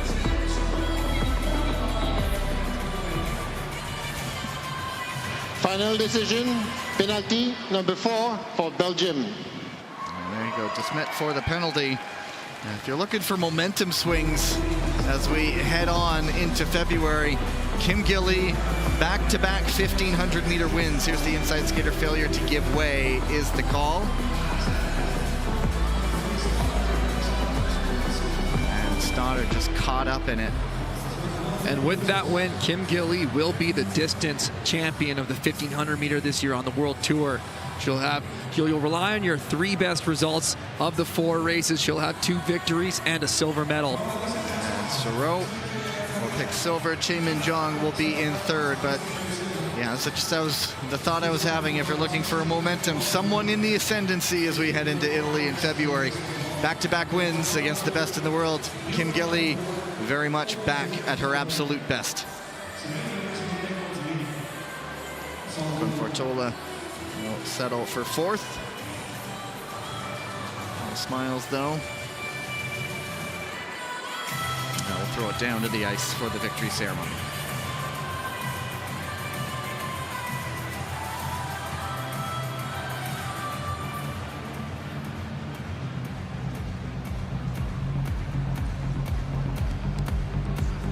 Ladies and gentlemen, this is the medal ceremony for the women's 1500 meter at the ISU Short Track World Tour Dordrecht 2025 Odilo Cup. Medals will be presented by our chief referee, Mr. Michel Dumont. In third place and winner of the bronze medal, representing the Korean White Tigers, Choi Min-jong.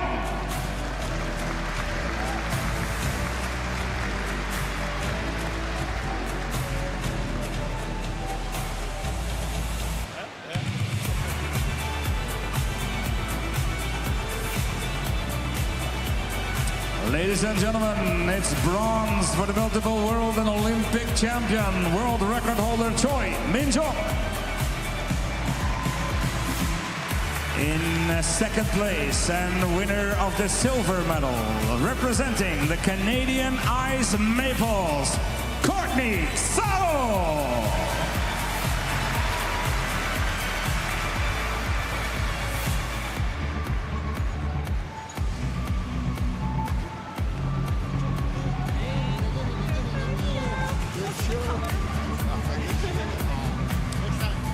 And it's a silver medal for the leader in the Crystal Globe, Courtney Salo.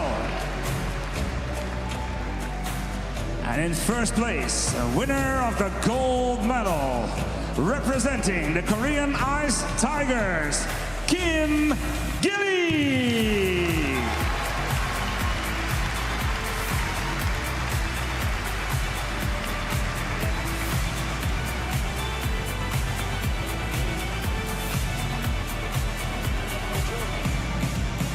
It's a gold medal for the former Crystal Globe winner and the 1500 meter Rotterdam world champion, Kim Gilly. Daehang Mingguk. Okay. Ladies and gentlemen, our medalists, one more time for Choi Min-jong, Courtney Salo, and Kim Gilly.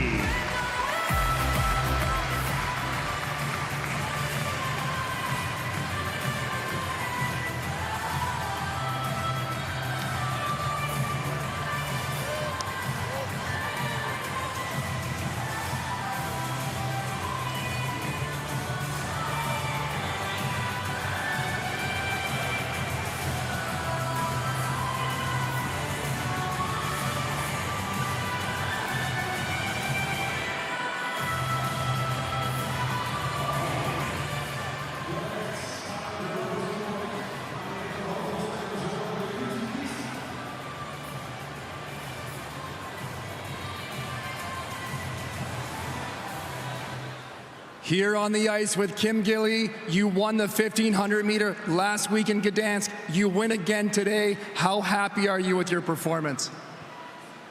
Fantastic. Is there anything you want to say in Korean to your friends and family? 늦었는데 지금까지 응원해주신 분들께 너무 감사드립니다. Congratulations, fantastic race. Kim Gilly, Kim.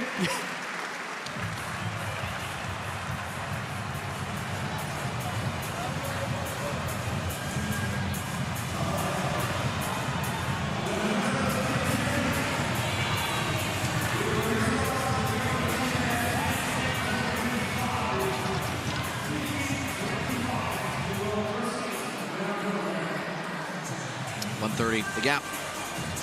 So if my math is correct, that is the women's Crystal Globe wrapped up.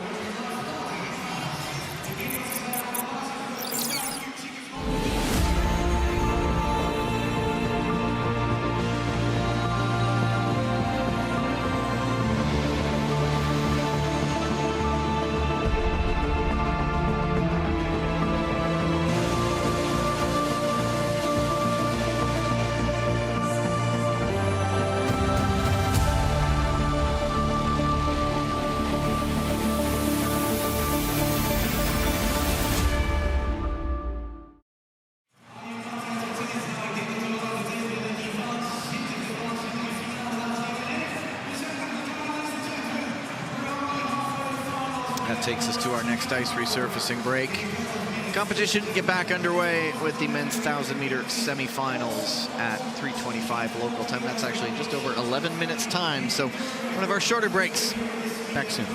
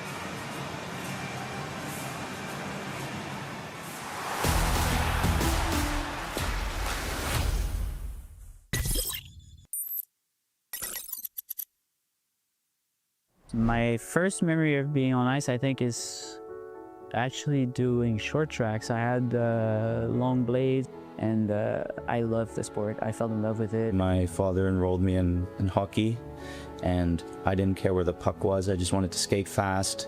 Puck was down at one end, I was down the other end doing my own thing, and yeah, and that's how I found short track and loved it ever since. I know when it was my first time with that.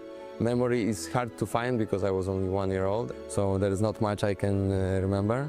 I don't even know my first memory, but I got like videos where I'm skating and it was like on the starting line and I did like this because the noises were too loud, and it was really fun to look at it after so many years.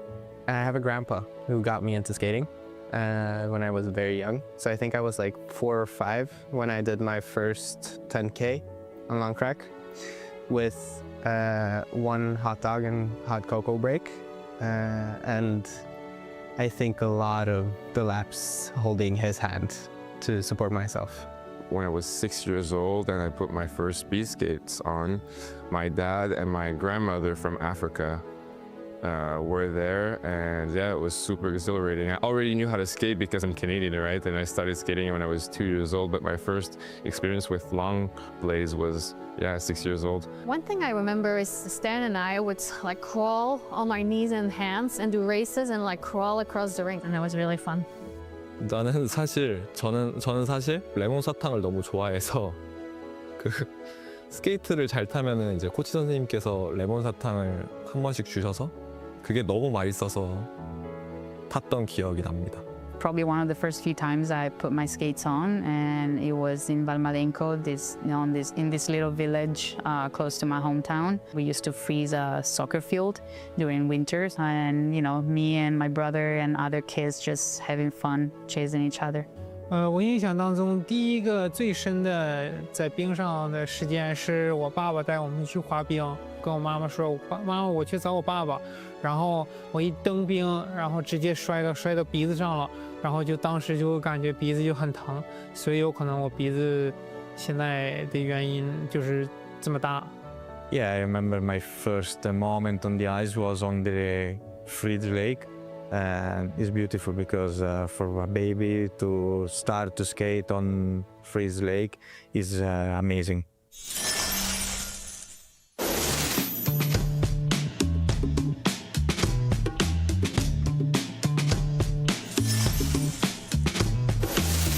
Hi, I'm Kristen Santos Griswold, and this is my drawing of the USA Eagle. Oh God, it's already terrible. So just so you guys know, so you're not confused, this is mine. Or this is, you don't know which is which.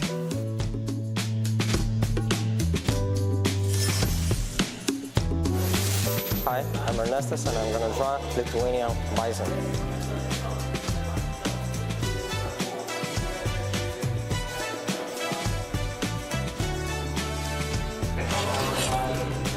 that's not good, definitely. Hello, my name is Diana, and this is my drawing of a white cat.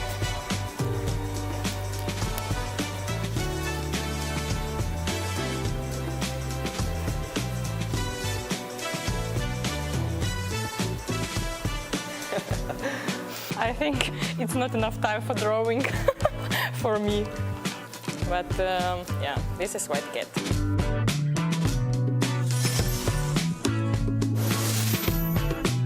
こんにちは、宮田翔吾です。今から日本のキャラクターの忍者を描きます。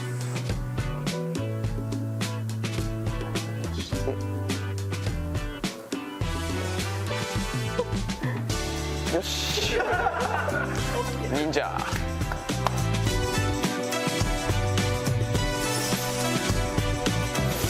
Hello, my name is Radek Fajkus. I'm skating from Czechia Ice Spiders, and this is my drawing.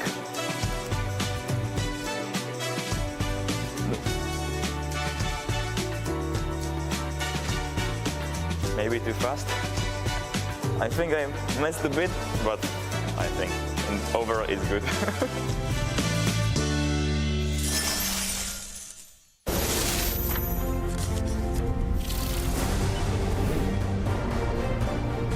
每次到奥运会的赛季上，就是会感觉很紧张，不是心里紧张，但是感觉就是整个赛场上的有一种这个紧张的感觉。 You go into an Olympic season as a world champion, like obviously you're going to have expectations for both for yourself and from the outside.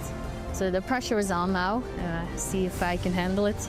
I'm working on it right now on how to continue to handle the pressure better this season than I did last season, and hopefully I'll have it all under control going into the Olympics.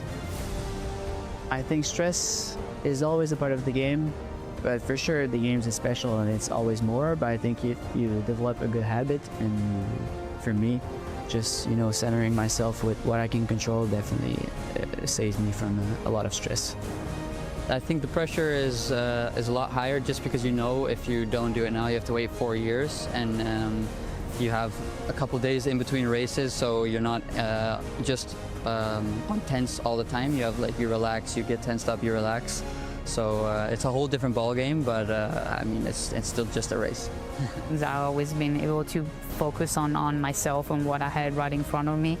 If I finish the race and I'm on the podium, great. If I'm not and I exit the rink, the ice, that I know that I gave it all, and I did everything I could to try to be on the podium, I'm still happy because there was nothing left. One chance, one opportunity. So, I mean, the nerves are like the stress levels are as high as they can get, and one mistake and you're out.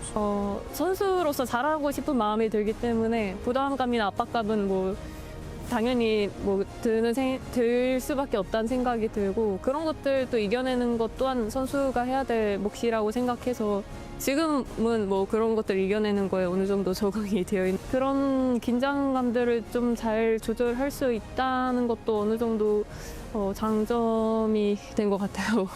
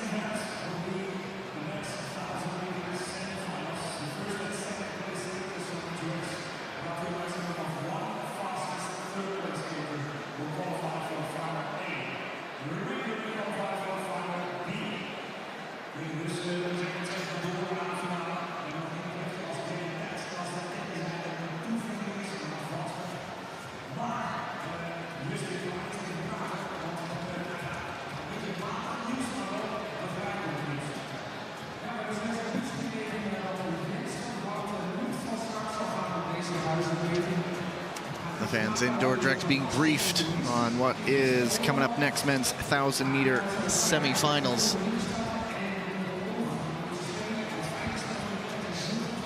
And there are 2 heats, top 2 from each race, and up to 1 fastest third-place skaters qualify for the A final.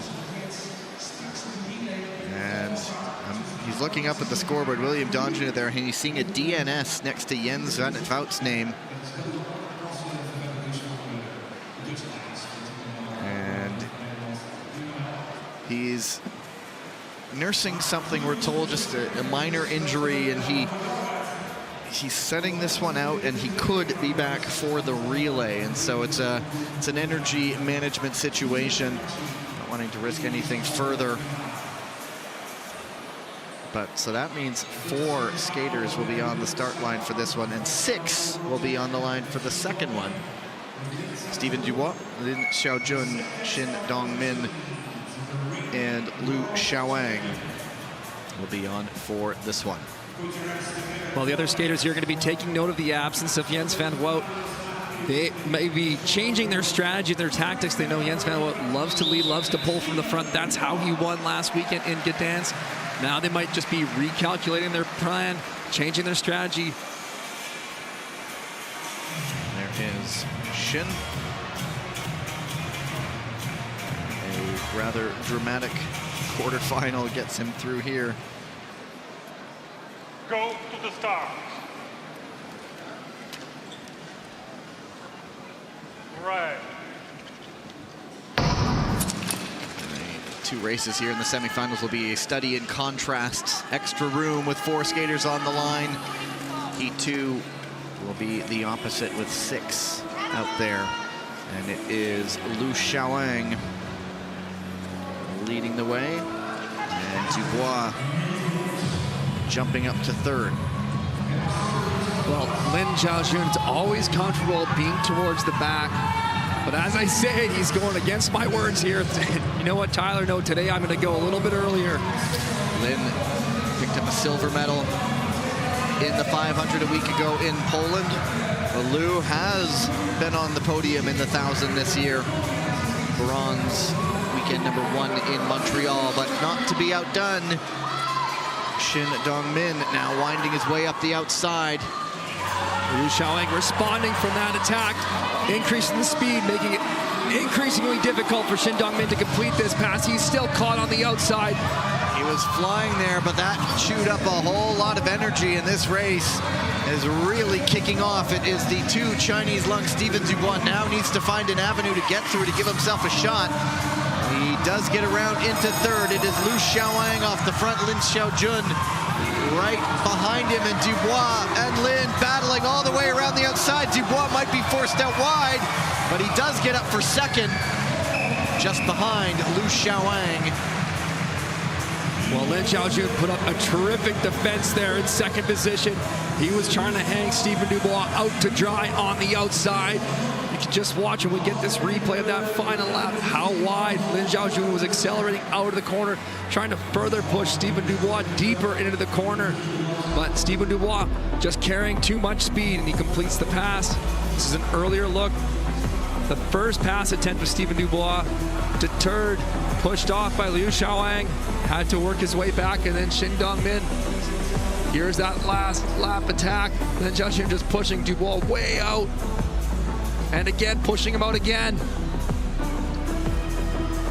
And it was Dubois just outreaching at the line, and so the 3rd place time for Lin Xiaojun, 1:27.266, and so you will wait to see how that time holds up, and that one didn't really get going quickly.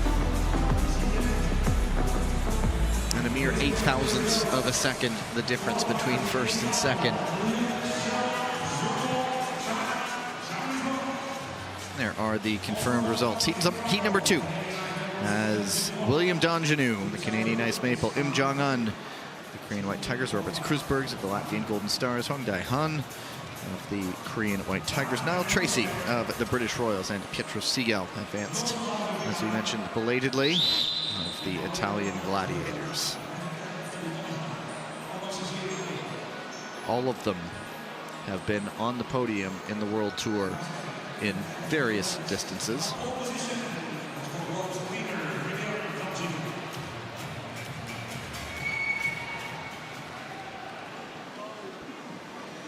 Go to the start.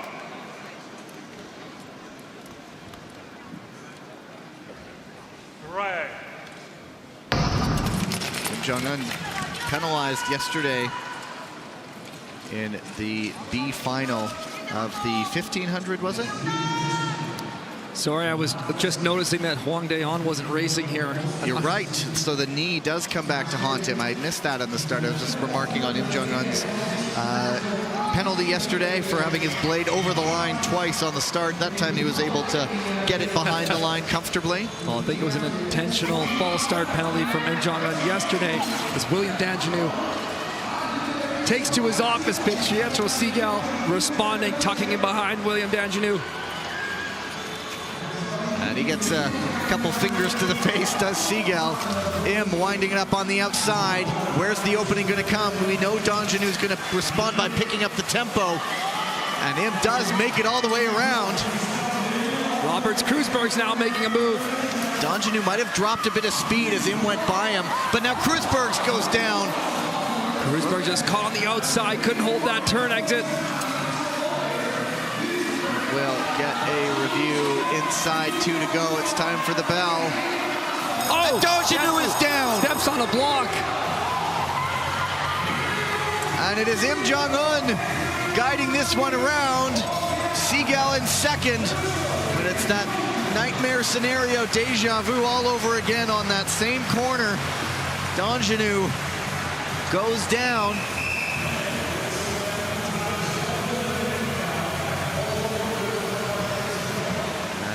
It looks like Im and Segal to go through 124.20 quicker heat. That could be Niall Tracy in an A final as well. So the first review has been cleared. You see that green dot on your screen, but just hard luck for William Danjanu. As you noted, the block coming out there. Well, he just stepped right down on that block with his left foot, and as soon as that happens, you're done, unfortunately. But here's a look at that outside pass from Im Jong-un. He really had to work to get around.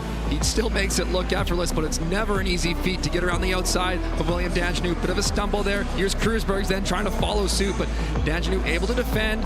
And then right here, the left hand of Kreuzberg just kind of catches the foot of Danjanu and he goes down. But there's that left block. You see it gets trapped underneath this boot. Just unfortunate. I think Danjanu was maybe looking for an inside pass there. That's why he was hugging the block so tight, looking to hook out up the inside of Im Jong-un. He knew he was going to be under pressure from Pietro Segal. So that is the quicker heat. And so the 5 skaters who will be in the A final, those 2 men, Im Jong-un, Pietro Segal, Niall Tracy joining them with a great result for the British Royals. Perhaps a return to the podium is in the offing. He was on there once last year in the 1000, and also Liu Xiaowang and Stephen Dubois from heat number 1. And so Danjanu and Kreuzberg will go to the B final.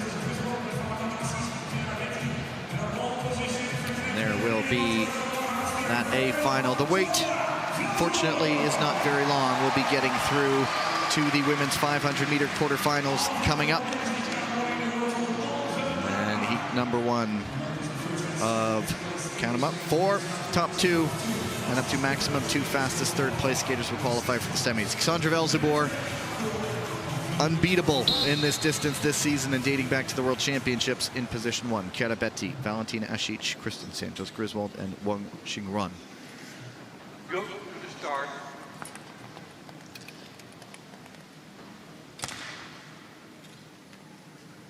Ready.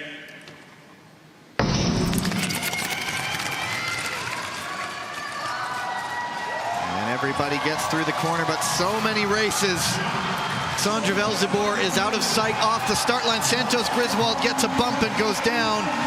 So it's been a difficult weekend for her. On the podium a few times, on the ice a few times.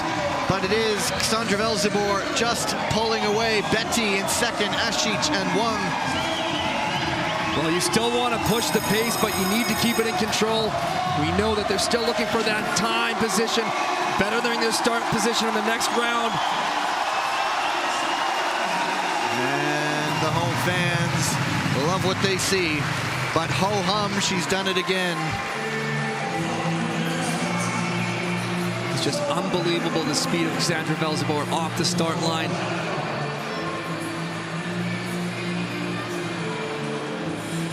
It really just feels like an unfair advantage sometimes how quick she is off the line. And it's the hardest thing to train for if you're not a naturally explosive skater. To get quicker off the line, you can put in that work, you can put in that time, but some skaters just have that natural fast twitch. Here's a look at Kristen Santos-Griswold. She had a little struggle off the start line in the first turn, just takes a little bit of a bump on that corner. Just on her own, really, is what they said. But Santos-Griswold has taken her lumps in her career and she come back stronger. And so the next time will be the Olympic Games. And so we will see what KSG can bring. But just an immaculate starter. Just so many races are over within the first couple strides when she is just off in the distance. The perfect mix of twitch off the start and then superlative speed. Yeah, her top end speed really goes unmatched by anybody in the field this year, and that's why she's won every 500 meter thus far on the World Tour.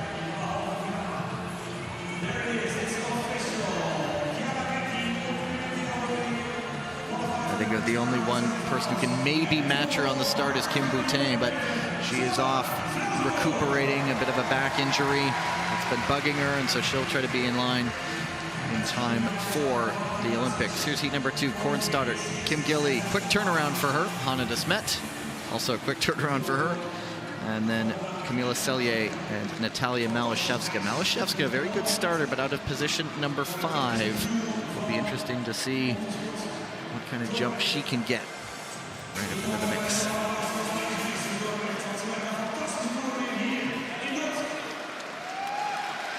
Well, we have the ice team managing some damage on the track. That would have been where Santos-Griswold went down.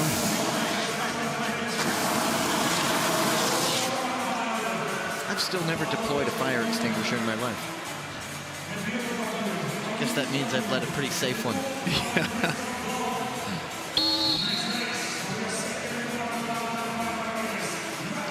All right. Good to go. The USA Eagle, White Tiger, Ice Bear, and then a pair of Hussars starting out of position 4 and 5.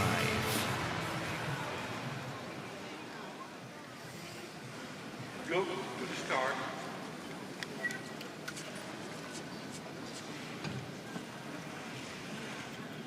Ready.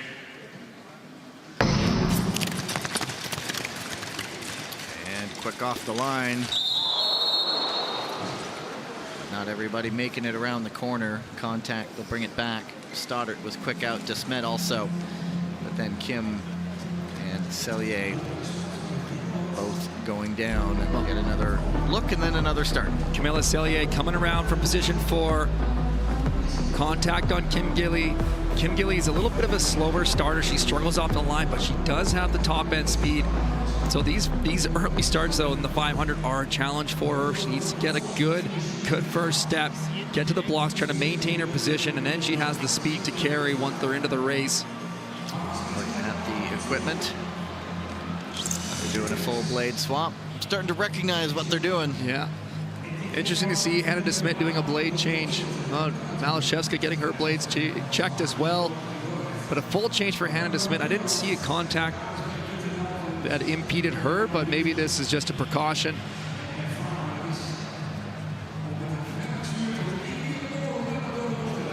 Stoddard and Malashevska, the two happy with the state of their equipment. They're both out going for a bit of a Sunday skate as they await a change.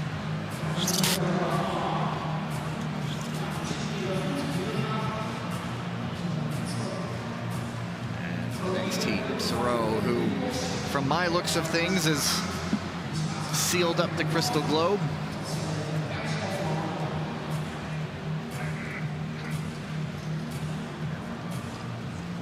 Let me say, after he did the blade, he's doing a loosen and tighten.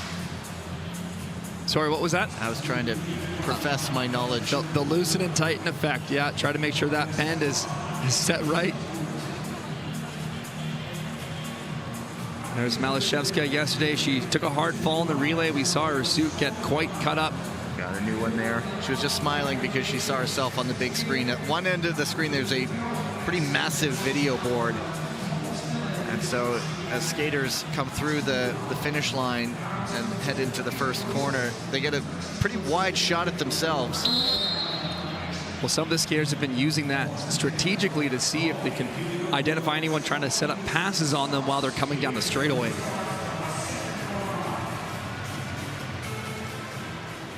And here we go for the second attempt. Go to the start.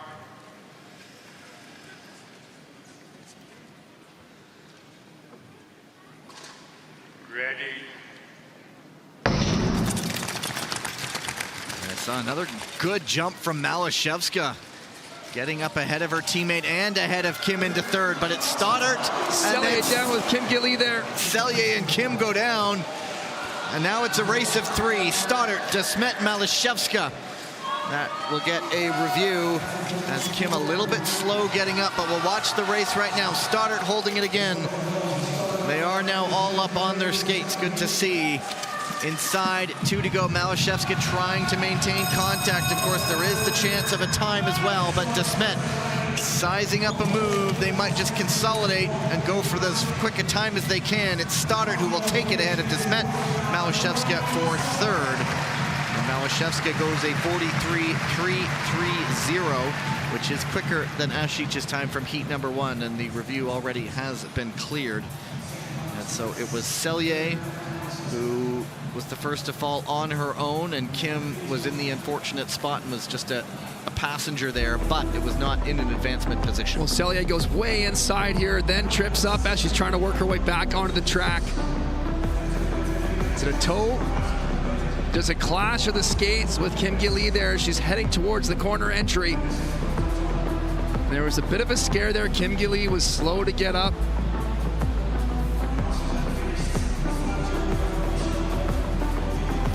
Sometimes the feet are getting caught up underneath the mats. Selye showing concern.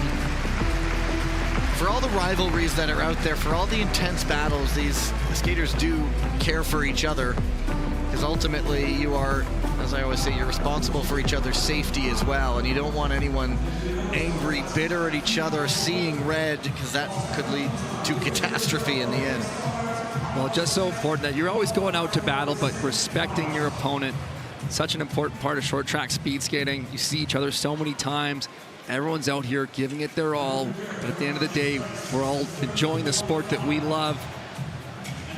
And those results are confirmed. Stoddart Desmet through to the semis. Malashevska, the fastest of 2 third-place times right now. And so she will wait to see what happens in the final 2 races. Courtney Sereau, Martina Valchipina, Michelle Velzebor, Selma Poutsma, and Wang Ye. 2 Dutch Lions, the Italian Gladiator, Courtney Sereau, the Ice Maple, and Wang Ye, the returning Chinese Lung. Well, a couple very fast starters in this 500.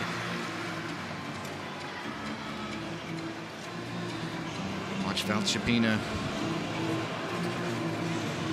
And Selma Poutsma, Michelle Velzebor, all 3 of those skaters are quick off the line. They'll be challenging Courtney Sereau on the inside, but she too can deliver a fast start. Not sure if Valchipina's twin daughters, Camila and Rebecca, are here, but they're 10 years old. She was pregnant back in Sochi in 2014 when she was racing and trying to go for a home Olympics.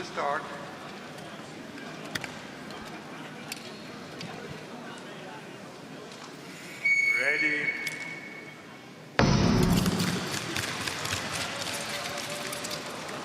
And everybody does get through. Nobody gets the jump on position. Sereau really using that first position to her advantage, but Valchipina inching closer, as are the 2 Dutch Lions, and Wang Ye on the back. Sereau just dropping the hammer out here. You can see her driving that right arm on the corner exit, creating some separation now. Michelle Velzebor takes a look up the inside. She knocks Valchipina. Pretty much all the blocks are gone from that corner now. Poutsma is up into second. Sereau is going away with this one. Poutsma took advantage of that coming together earlier and jumps up into second, but it will be Sereau moving on to the semis.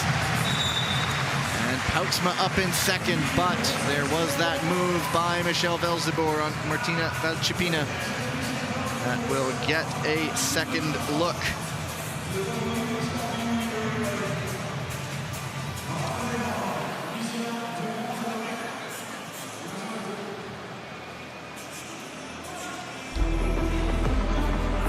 Let's watch Michelle Velzeboer here, looking for the inside pass.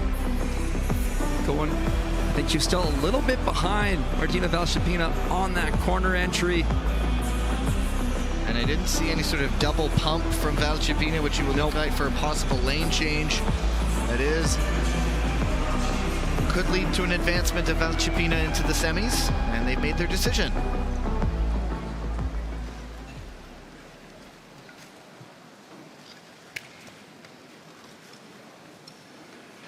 Final decision, penalty number 11 from Netherlands, advancement for skater number 73 from Italy. So what that does, Sereau and Poutsma are through as 1 and 2. Valchipina is advanced, and Wang Ye with a 43.275. And so with the advancement and that faster third place time, Wang Ye is the one on the bubble that bumped both Asic and Malashevska out. Getting nods, so I think I got it right. There we have it. The results confirmed. Wang Ye, the bubble time now. That is the fastest third place time we've had so far. And there is one more heat to come. Jae-Min Jung fresh off the podium.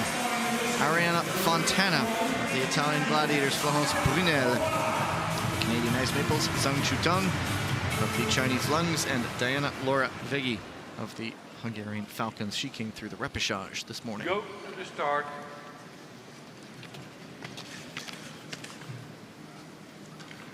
Ready. Yeah, that was a thing. Well, someone hit play. Yeah, we'll have to see the replay. It might have been a blade over the line. We have 3 starters up there looking put to our see. DJ on the screen. I'm not sure it's him who hit play, but I think we're bringing that back. Well, maybe the hot fingers over there. I'm not sure the skaters are so thrilled, but might be a few rapidly uttered choice remarks for them as they skate by. No rule violation. Except for the DJ. Go to the start.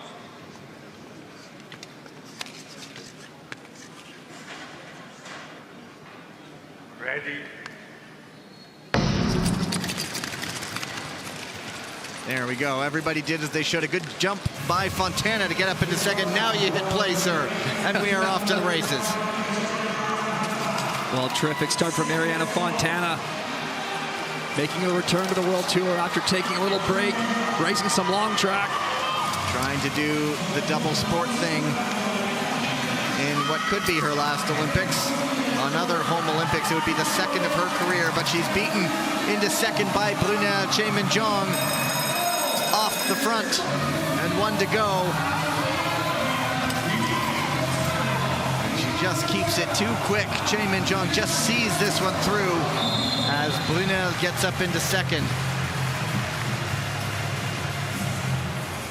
Fontana for third, and the time, it's going to be close. Brunel at a 42.937. Remember, the top third place time, the only third place time right now is a 43.275. Well, strong start from Ariana Fontana. Just a beautiful, clean inside pass from Jae-Min Jung here. And then following up, let's watch Florence Brunel. She has a great setup for this pass. We're not going to see it on the replay, unfortunately.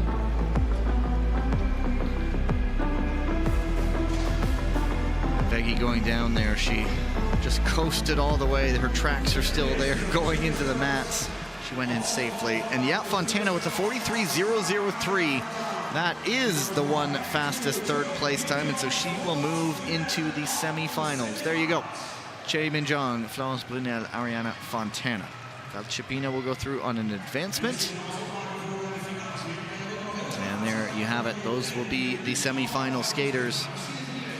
They will be back out after the 1,000-meter finals. There's going to be the on-ice ceremony, and then we'll be right back for the 2 semifinals heading into the next flood. The final 4 skaters: Lin Xiaojun, Shin Dongmin, William Donjanu, and Robert Krusbergs.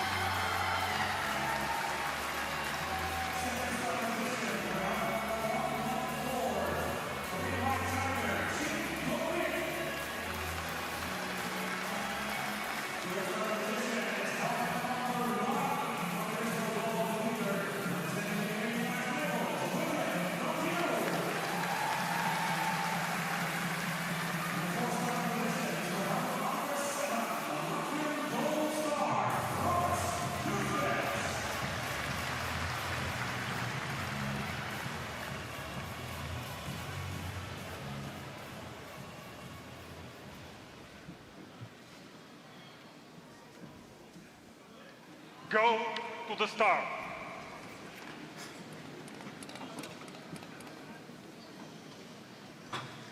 Right.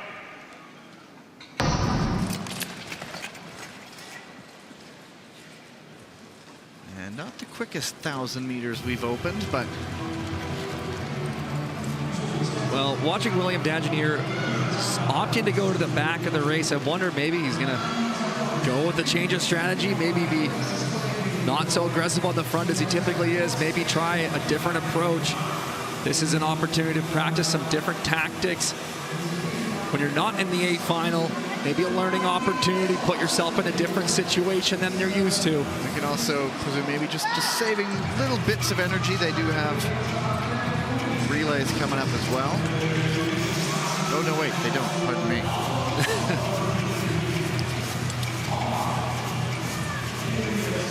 But now it really is picking up. Donjanu in 3rd. Working on some passing there, indeed. Nice one up the inside into 2nd. Krusbergs, so often a difficult man to pass, but when it's William Donjanu there, he might have met his match. On an 8-4 lap, Lin Xiaojun up the inside, 3 skaters. They all stay on their feet, but Krusbergs gets bumped out wide. Imagine if Donjanu and Krusbergs went shoulder to shoulder, who would come out on top there? But Shin Dongmin, meanwhile, can get up into 2nd. And Donjanu holding them off, and it is a B final, but he makes it look very effortless, doesn't he? Joining in maybe the slow start, picking it up, and just when he gets to top speed, he just cruises. But it's so fast. He does not look like he's working terribly hard, and a smile for someone in attendance here. Oh, there are kids up saying some stuff to him. Well, when you're watching the best skaters in the world, they make it look so effortless. They make it look so easy. It's not even fair. So the way that these guys can move on the track, William Donjanu, he can lean so well. He's making these passes. We'll see if we get the one on Robert Krusbergs. We don't, unfortunately, but once he takes control, he just knows how to lead and defend so well. There was a look. Krusbergs getting bumped out, and then a finish. But what I just imagine helps so much is that there's just so much joy in there. You can tell it's effortless because he's just enjoying it, and he's out for a skate, and he's winning races. And yeah, those were pointing up to some of the young people in the audience there. There are a couple also skaters up in some of the sections up above, so I don't know if there was ribbing. I didn't hear anything, but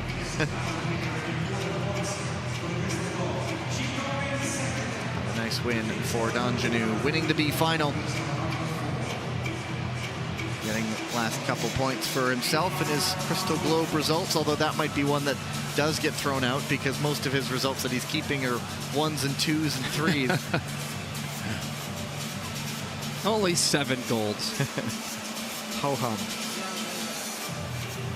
And the lights go down. Time for the introductions.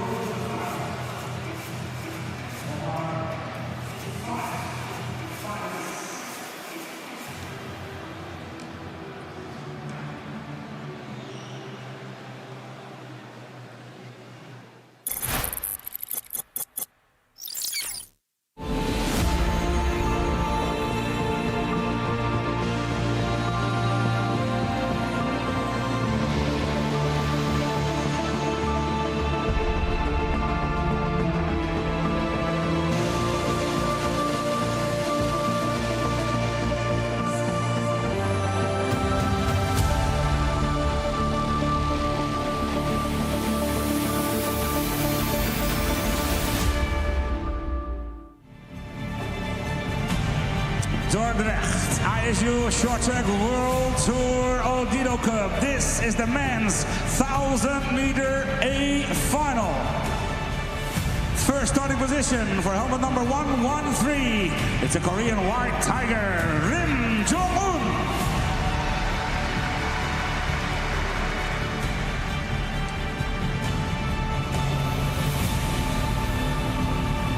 Second starting position is helmet number 3, Italian gladiator, Il Mago Pietro Siegel.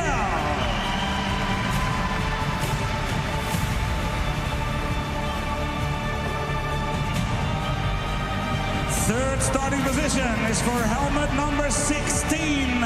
It's British Royal Niall Tracy.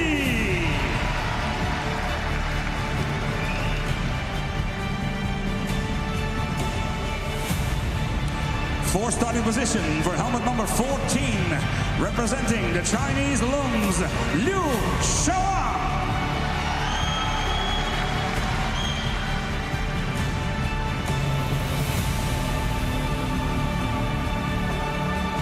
And the fifth starting position is for helmet number 4, representing the Canadian Ice Maples, the reigning 1,000-meter world champion, Stephen Dubois.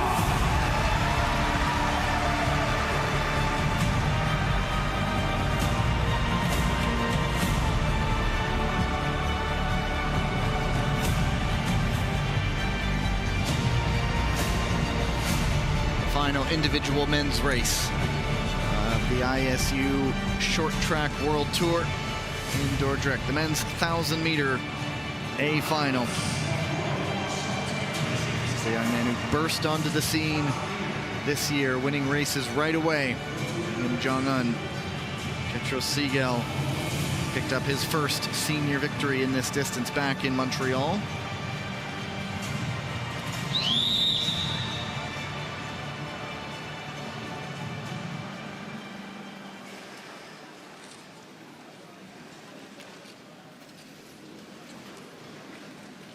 Go to the start.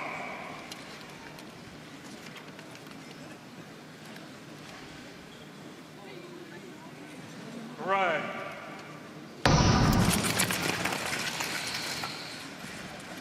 And out of position 1, it is Im Jong-un.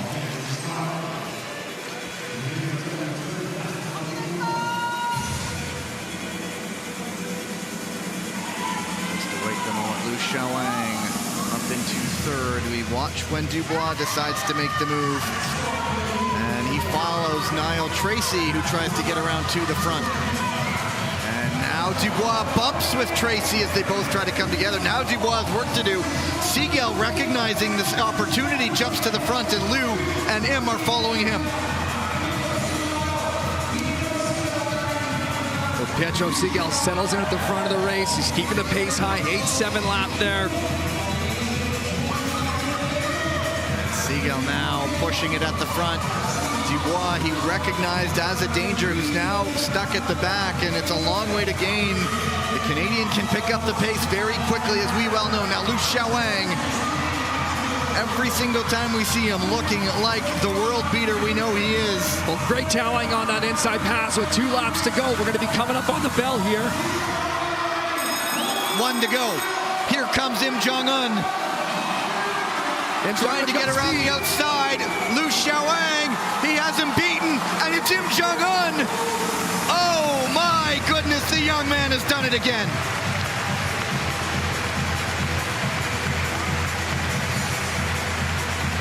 Im Jong-un, what an impressive skate. Starts the season with a 1,500-meter victory, finishes it off with a 1,000-meter gold. So calm, so composed in that race, making that outside effort late in the 1,000-meter just looked effortless. 18 years old, so what? He has his second individual win on the season, bookending what has been an incredible start, hamming it up with his teammates perhaps there as they started the year. That was the first gold medal of the year, wasn't it? The 1,500 meters for men. He takes that, and then he takes the last individual race. And Liu Xiaowang really showing his form. battling some races throughout this weekend of the World Tour, but making it back to the podium here again. And there's the bump, and that one was cleared, so nothing coming from that. Just Dubois skating into Niall Tracy is what they said, but then leaving it late on the outside, Tyler. Just so smooth on the outside. Im Jong-un wasn't even putting a hand down on the previous corner until he completes that wrap around Liu Xiaolang. His ability to carry speed wide and maintain that momentum is just unbelievable. It's very similar fashion to what he did in that 1,500-meter victory way back in Montreal only a few weeks ago. Feels like ages now of all the racing that we've seen, but what a way to finish. That's going to give him huge momentum heading into the games. On any given day, we could have any combination of podiums once February rolls around, and that is what so many people are waiting to see. And they will get their medals. It was gold for Im Jong-un, silver for Liu Xiaolang, bronze for Pietro Segal. Another bronze medal for him. He was bronze a week ago in the 1,500 meters. Time for the ceremony. Ladies and gentlemen, this is the medal ceremony for the men's 1,000 meters at the ISU Short Track World Tour Dordrecht 2025 Odido Cup. And the medals will be presented by our chief referee, Mr. Balázs Követ.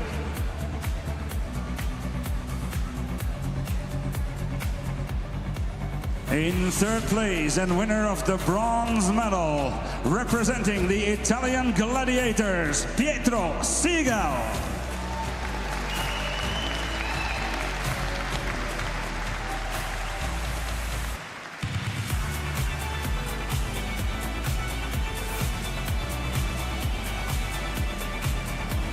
Medaglia da bronze, Pietro Segal.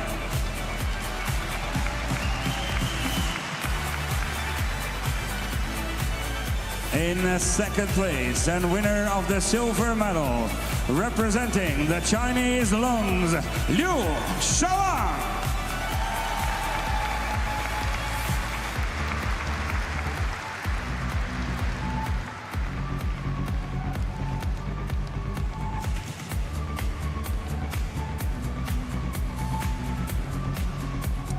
It's a silver medal for Liu Xiaolang. And in first place and winner of the gold medal, representing the Korean White Tigers, Rim Jong-un.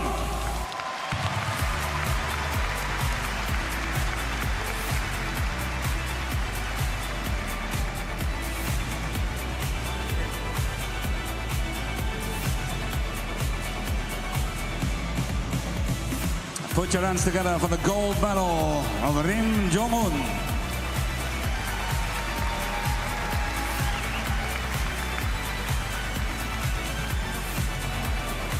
And one more time, Dordrecht. Our top three finishers, our medalists. One more time for Pietro Segal, for Liu Xiaolang, and winner Rim Jong-un.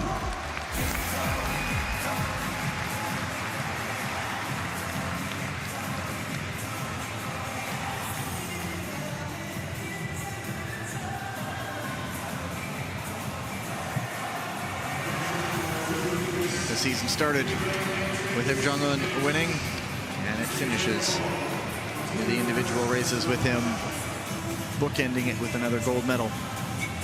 Lots more to come, I would expect, from that young man indeed.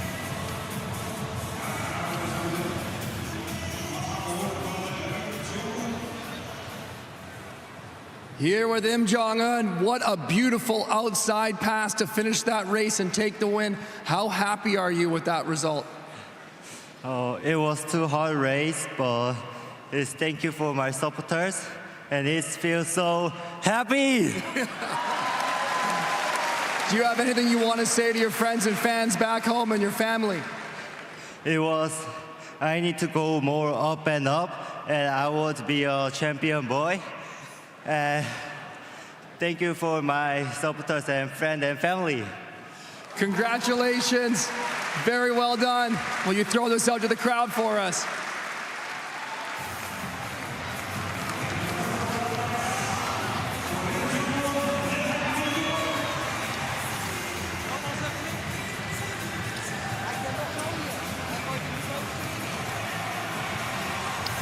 Shows no fear against the best skaters in the world, probably because it already is one. He already is one.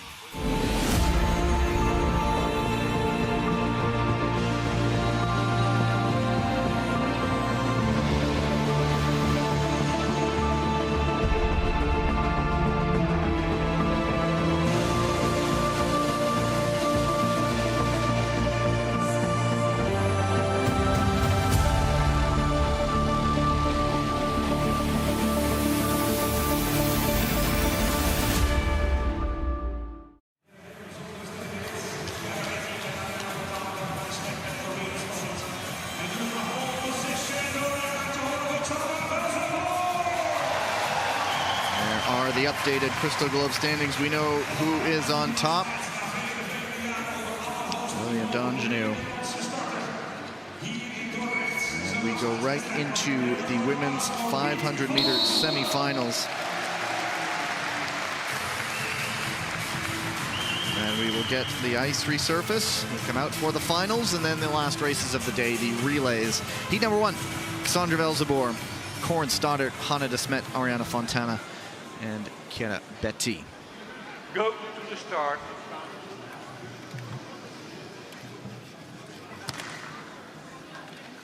Ready.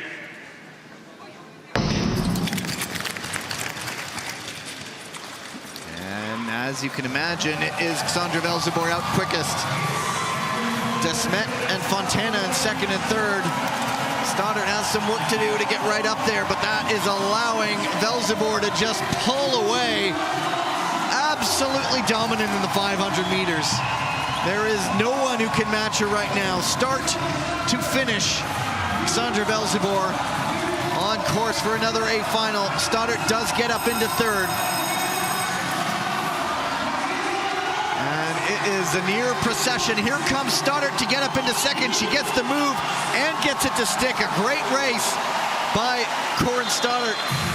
Dropped back to fourth, but then brought her way back up to move on. Nothing getting reviewed, but Cassandra Velzeboer just without peer in the 500 meters right now.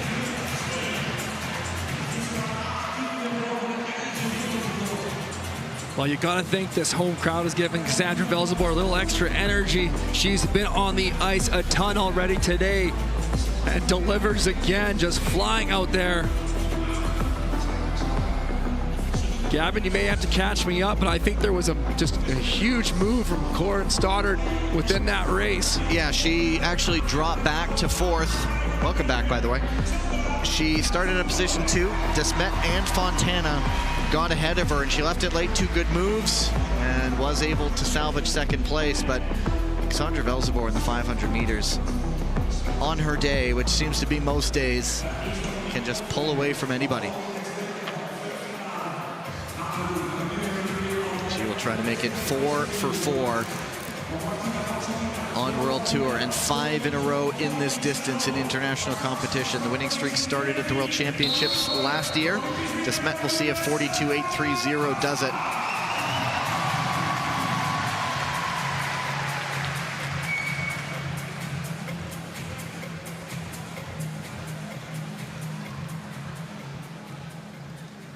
Heat number 2, Soro, Che, Brunel, Poutsma, Valchipina.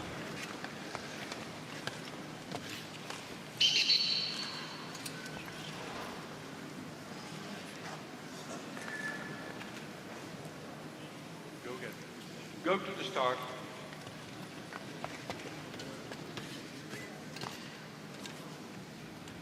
Ready.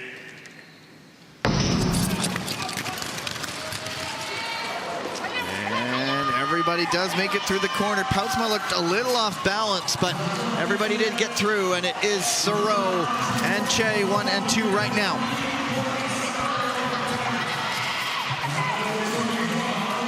Well, as as always, Courtney Sereau, so aggressive out front on that speed track. You see how wide she's exiting the corner, carrying that speed long. Watch for Choi Min-jung. Will she look up the inside or defend the second position? Just composed in second right now. Brunel is going to mount a challenge, though. It is Sereau out in front. And Choi Min-jung will get nicely up into second, and we'll check the time for Brunel, a 42.49. That would be faster than Hannah de Smet's time. A clean race there. No markers, no reviews by the looks of it.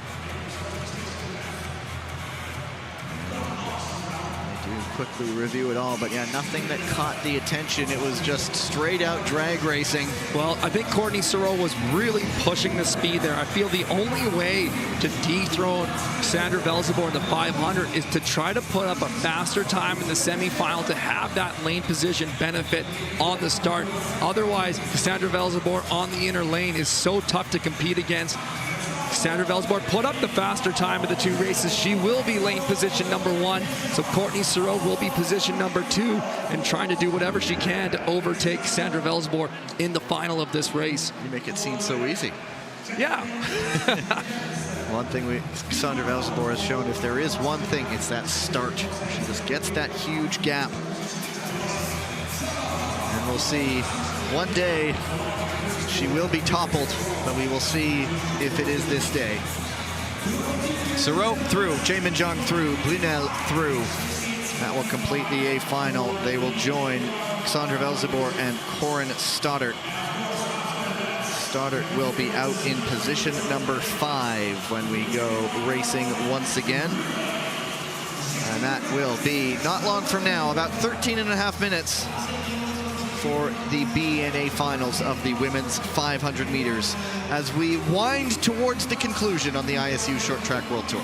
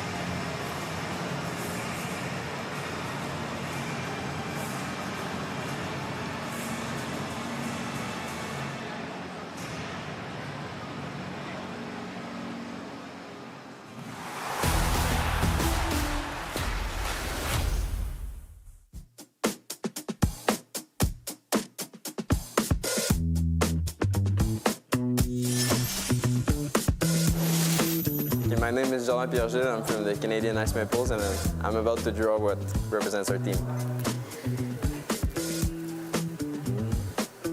Oh my God. Man, honestly, I don't even know if I can do better than that. That's gonna be it. I think it's awful. I hope my team's not gonna hate me for that. Hi, I'm Myung-bi Jung from Germany, and this is Robin Bendig from Germany. And I'm gonna draw the wolf from Germany.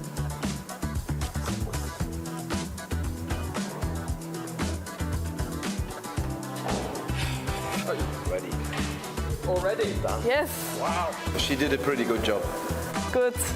You like it? Couldn't have done it better. Yes, of course. I don't think so.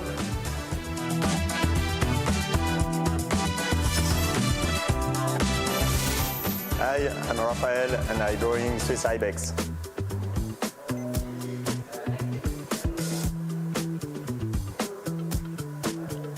Down. It's the best Ibex in the world.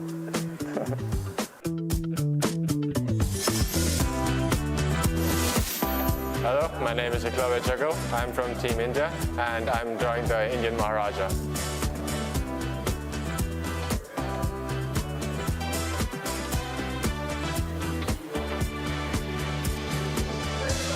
Drawing a head is worse than drawing an animal, I guess.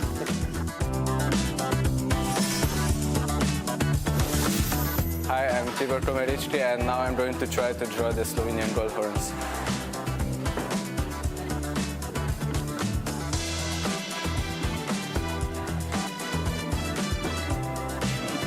Okay, I think it's pretty bad. I'm not a good drawer.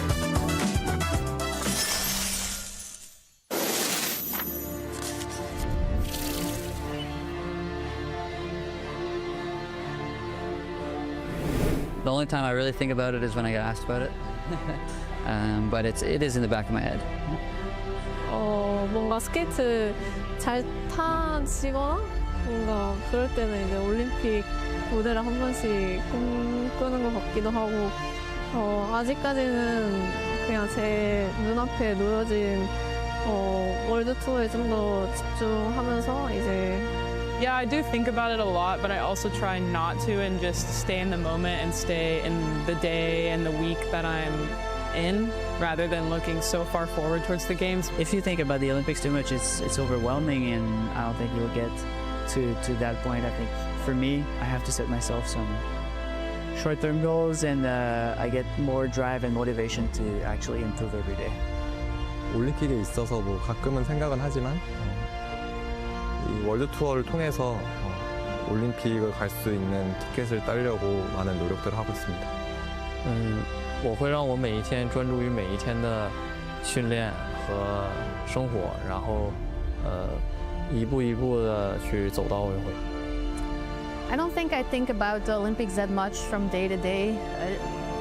I just enjoy the training and try to get better. That's always kind of my mindset. I just want to get better at skating and see what that brings me. That's what I enjoy doing, training. I'm thinking always or all days before the night, before the sleep. I don't think about the Olympics as much as people might think I do. I think of the games more like in my bed when I'm trying to sleep and have good dreams. It's just like a relaxing moment for me. The last Olympics, it was something I thought about all the time, and I'm trying to kind of separate that a little bit, live life, but also be this fierce competitor. And yeah, so we're kind of trying to separate it a little bit.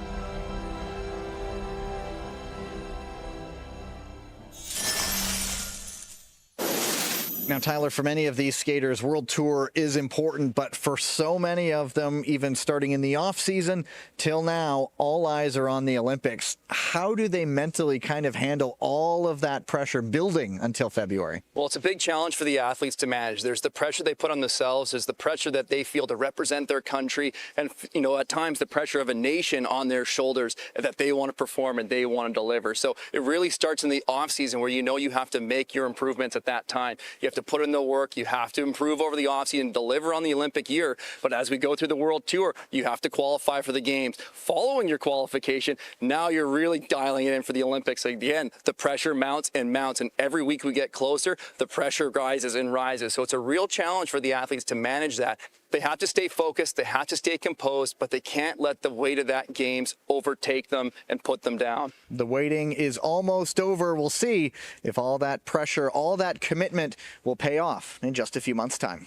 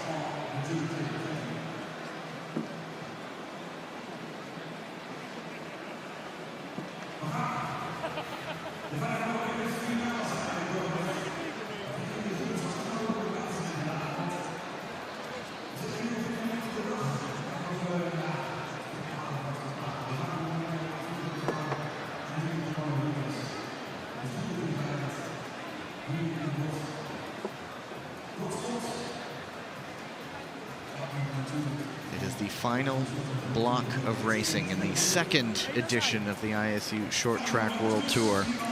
Always finish with the largest of bangs, the women's 500 meters, and the men's 5,000 meter relays. B finals, A finals in both.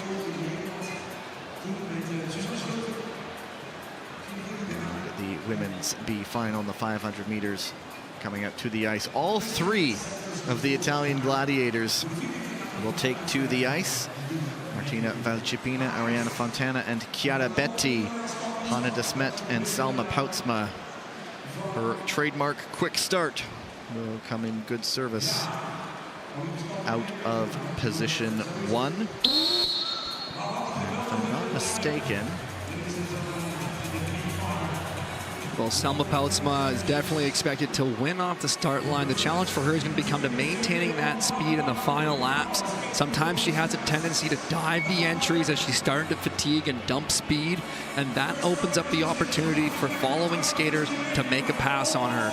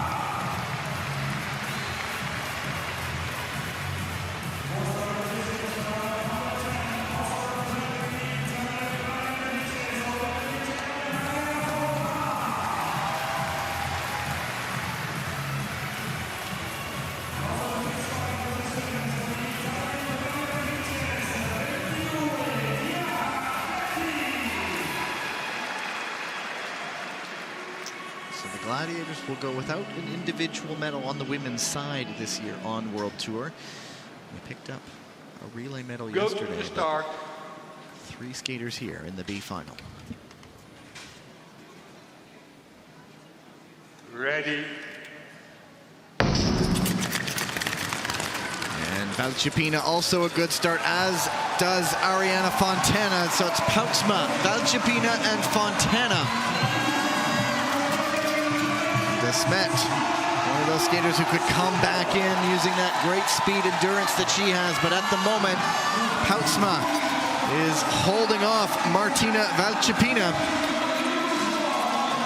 Selma Poutsma has to carry this speed here. She can't ditch it on this corner entry, or else she might become under pressure for Valcipina. And taking a look on the outside, Fontana is coming as well.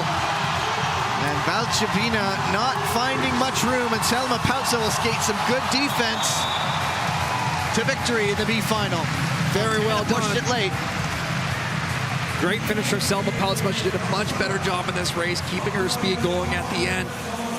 Martina Valcipina just didn't quite have it in the legs to try to set anything up. Arianna Fontana charging late from 3rd position.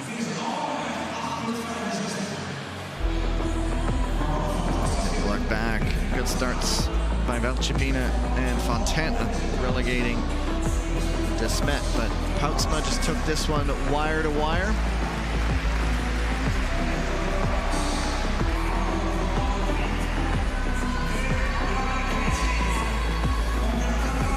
Here's a look at that final corner, driver to the finish line.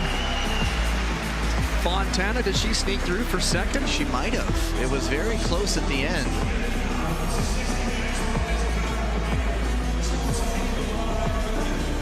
And wait a minute, No, she did not. Let's just quickly, whose blade is whose here? I looked at the blade. Yeah, it was a tangle blade, and I figured I'll just look at the time, and then so 4 thousandths of a second the difference. Salma Poutsma ending on a high, winning a race.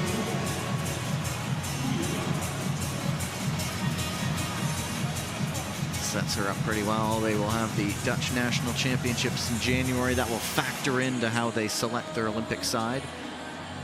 And now,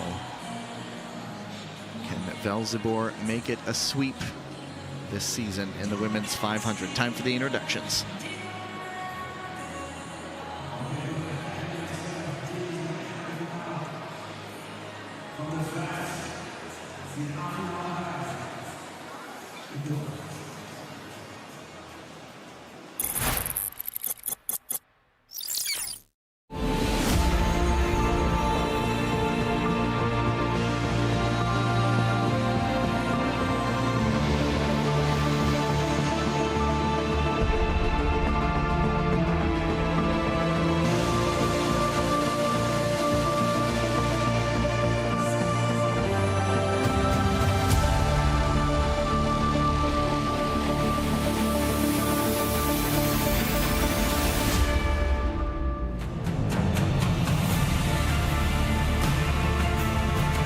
Okay, Dordrecht, the women's 500-meter A-final. Op de eerste startpositie, daar staat de wereldrecordhoudster, daar staat de wereldkampioene, daar staat Miss 500 meter en hier is Xandra Velzeboer.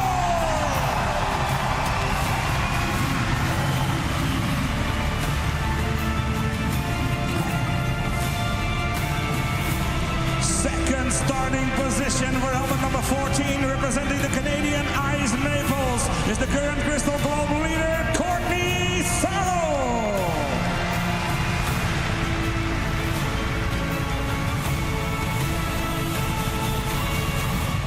Third starting position is for helmet number 5, representing the Korean White Tigers, Choi Min-jong.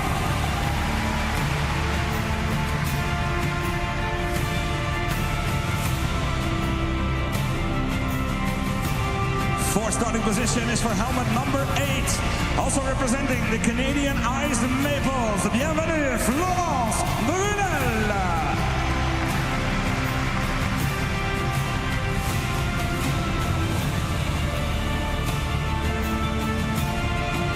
And the fifth starting position is for helmet number 3. It's the United States Eagle, Corrine Stoller.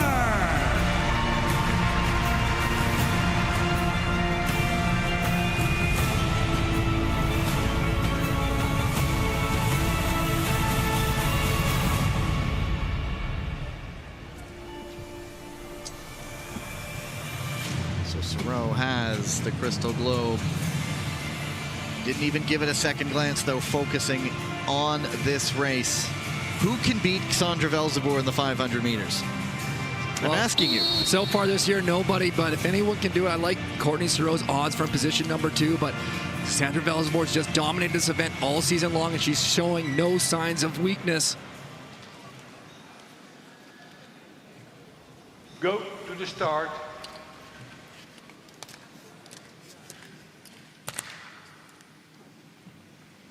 Ready. Cleanly away. Sarro, can she match Velzeboer on the start? On the outside. How about this? But still, Velzeboer comes out in front. She's got the challenge. Sarro drives it around the outside. She completes the pass. She's got the lead now. She does tuck it in front. It is a Crystal Globe season for Courtney Sarro. But this would be a titanic way to finish it, but battles back. What a response, but there's a clash there. Sarro goes up the inside. They battled. Stoddard up the inside. Blinell up the inside, but Courtney Sarro, big exclamation mark 2 this season.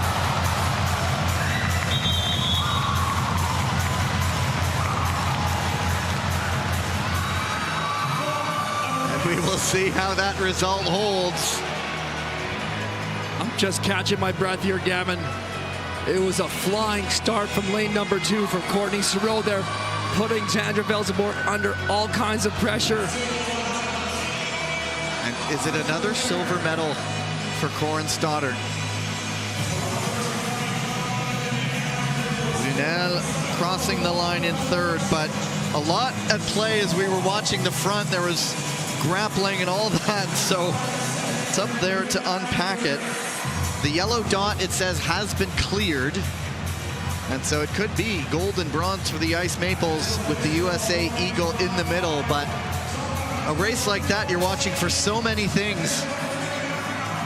Well, I think Sandra Velzenborg just wasn't used to that pressure off the start. Courtney Sorrow was just shot out of a rocket there and didn't hold back on the outside. Sandra Velzenborg, though, with a fantastic return on that pass, getting the lead back up the inside. But here's a look at the replay. Courtney Sorrow just keeps skating around the corner. She doesn't hold up. Once she gets the lead, she keeps the feet moving. And here's a look at Sandra Velzenborg getting back up the inside of Courtney Sorrow. Oh, sorry, this is the completion of the pass later. And then Brunel with a terrific double inside move. Corinne Stoddard as well, getting forward initially, dropped back there, but pushed it at the line. There's a little bit of a stumble by Sorrow, but Stoddard just up the inside into 2nd. What a race.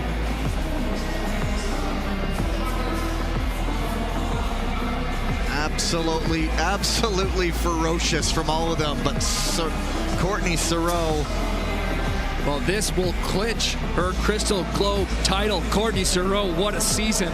It was pretty much locked up before that, but that just put a capper on it and put it beyond all doubt.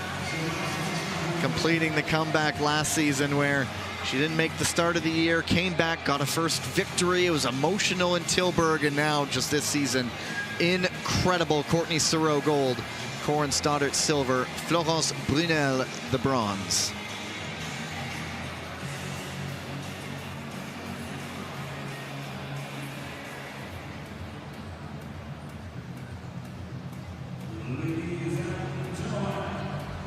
This is the medal ceremony for the women's 500 meter at the ISU Short Track World Tour Dordrecht 2025 Odido Cup. The medals will be presented by our assistant referee, Park Haibon. In 3rd place and winner of the bronze medal, representing the Canadian Ice Maples, it's Florence Brunel.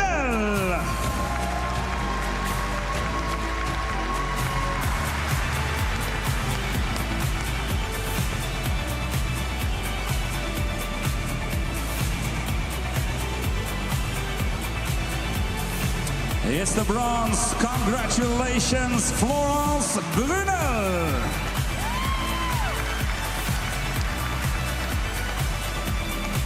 In 2nd place and winner of the silver medal, representing the United States Eagles, Corinne Stoddard.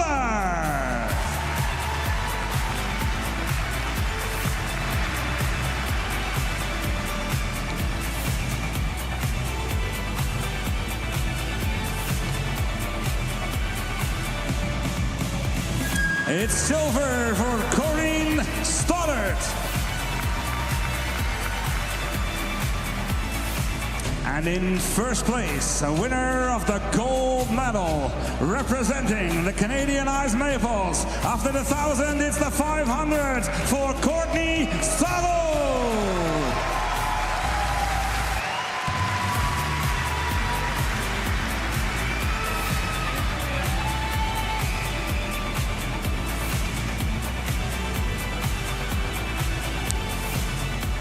Gold medal for the Crystal Globe leader, Courtney Stoddard.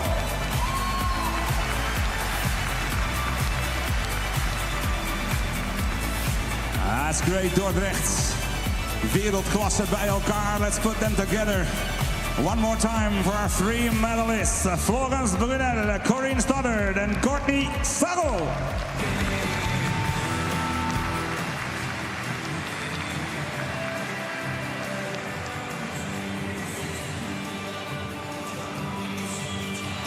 Another golden moment for Courtney Saroux in a season full of them. 5 in all, 2 this weekend, 2 in Montreal, and then another one in Montreal weekend number 2.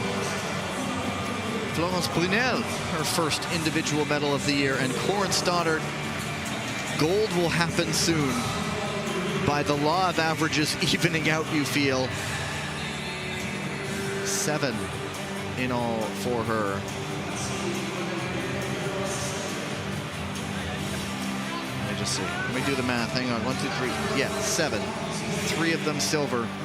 And might her moment come in Milan, but it is still Courtney Saroux's time.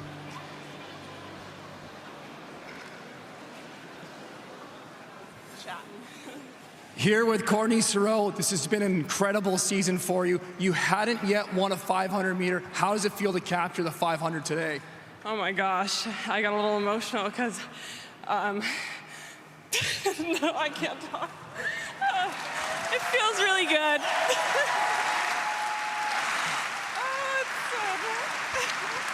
Do you have anything you want to say to your family, your friends, the crowd here? I can't talk right now. I guess just thanks for the amazing crowd. I know it probably wasn't the person you wanted to win today, but I'm really happy that you guys made a noise, and yeah, thank you. Congratulations, Courtney. Very well done. Do I throw something?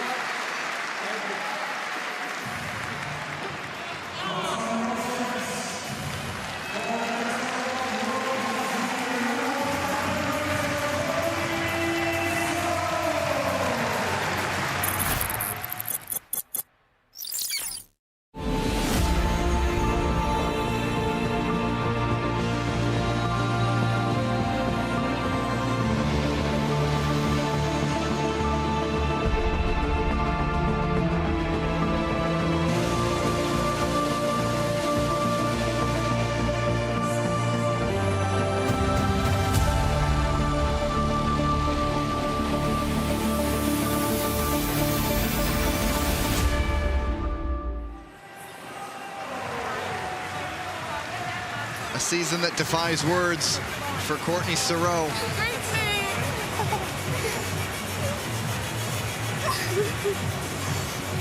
Still more to come. She'll come back to pick up her Crystal Globe trophy and helmet that she'll wear next season. It's all wrapped up.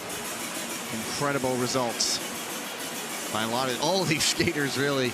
Corin Stoddard, so consistent, the time will come, you feel. Cassandra Velzebor, so good in the 500, dominant. The streak did have to come to an end. It just happened to end today in the Netherlands.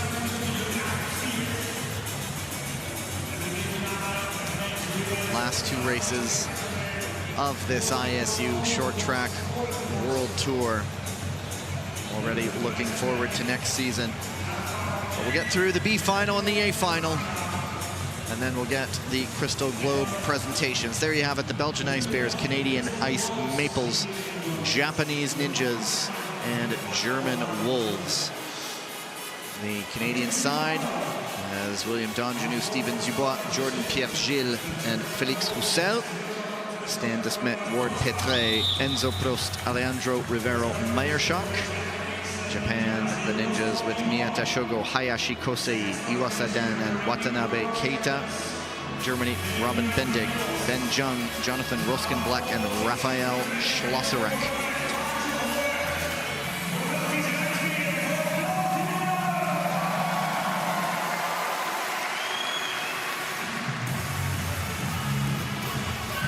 Reminder to stay with us at the conclusion of the races. There will be one final medal presentation, and then there will be the ceremony for the Crystal Globe trophies. So go to the stay tuned for all of that. Right. And it is Petre, Miyata, Dongenou, and Roskenblack. For the Wolves, a top finish in a B final would, I'm not sure the math on it just yet, but they were a team that were on the outside looking in and would want to finish on a high as this German program begins to build for the next cycle. Well, I think with the Hungarian Falcons having made it to the A final, they're going to be moving up as well, so it might be too much for the German Wolves to overcome to move to the top 8. Yeah, coming into this weekend, the German Wolves were in 15th, and the Hungarian Falcons were in 9th. And if you haven't been with us before, if your team qualifies a relay to the Olympic Games, you get 4 skaters. Can you just point something out? I just watched Felix Lucel. He checked his speed there. He tilted the blade a little bit, skidded, slowed down. I mean, it's a safety thing, isn't it? But a little brake check. A little brake check. So often you never think about speed skating as trying to hit the brakes, but sometimes you need to manage that speed so you don't run up on a skater in front of you. You hit a little stop, a little brake check, perhaps going into a corner so you don't run up on somebody, cause some contact from behind that results in a fall, and then you getting a penalty.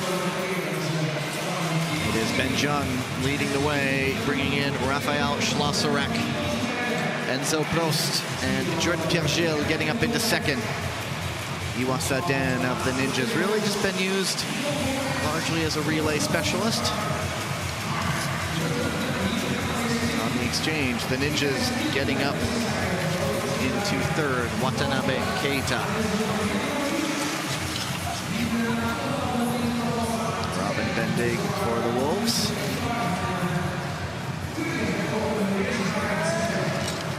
They've shown him a few times in the audience. The very Canadian man dressed, has the flag and a lot of red and white and all the pins. He's actually from Germany.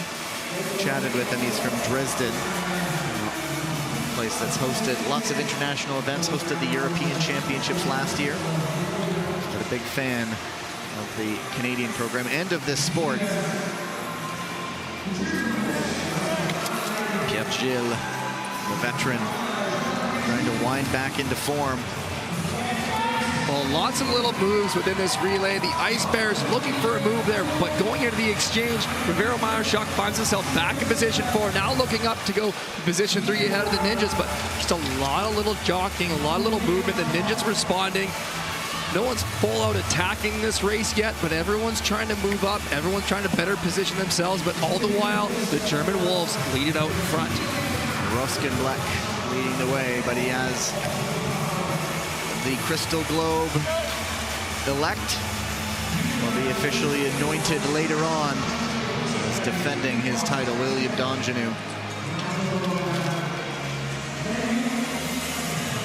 Coming up to see 24 to go. And now the jostling starting to begin. Well, this is where you want to get to the front and try to get out of the trouble that's happening behind you. The Ice Maples taking the lead now, but there's just been so much movement within this pack. Even for a B final, this is busy. Again, right here, 3 skaters together. We still have 21 laps to go. And Roussel was just a little tiny bit in front as Miata on the exchange gets the lead, but he can't hold the corner, and Dongenew battling back quickly.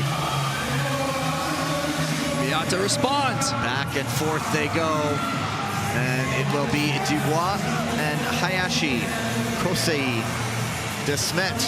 He's close, he's near, and that's all you need to give him a chance in a relay, but there's still 19 laps to go.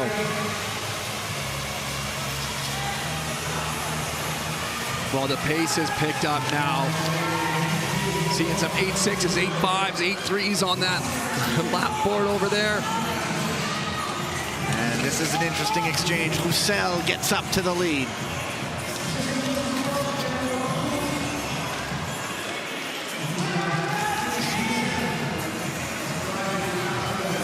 Well, for a moment we had some separation in this race, but all the teams getting back together. Good fight by the Wolves to keep it compact. It's Dongenew at the front. No small task, staying in touch with the Canadian side in any race. These will be the finishers. On the front. Dubois brings in Pierre-Gilles on the exchange. The Ice Bears try to get up into second. That bumps Iwasa.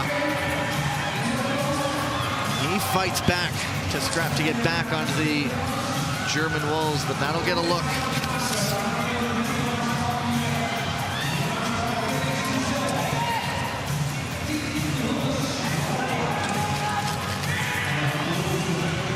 And it will be the Ice Bears getting looked at. They are in second right now.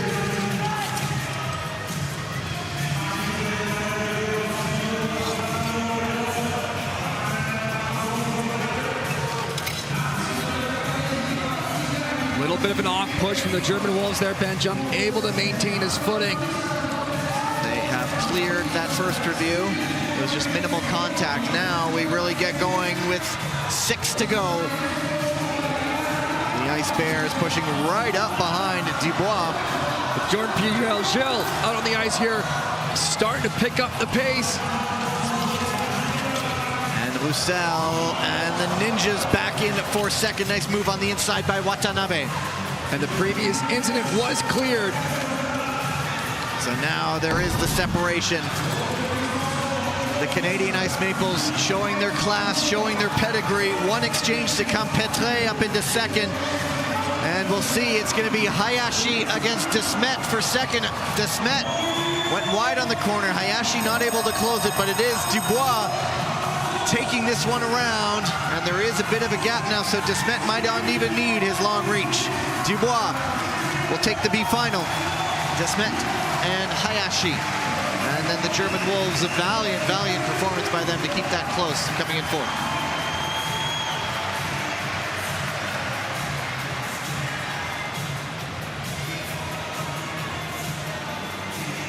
Well, if that relay was a sign of things to come for the final, there was so much movement.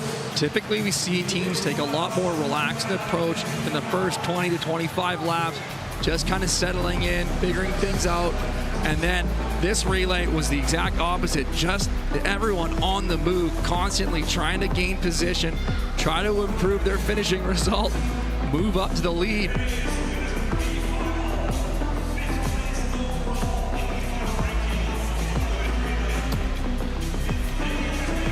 Finishing with a win for the Canadian men, the defending Olympic champions, the eyeing that.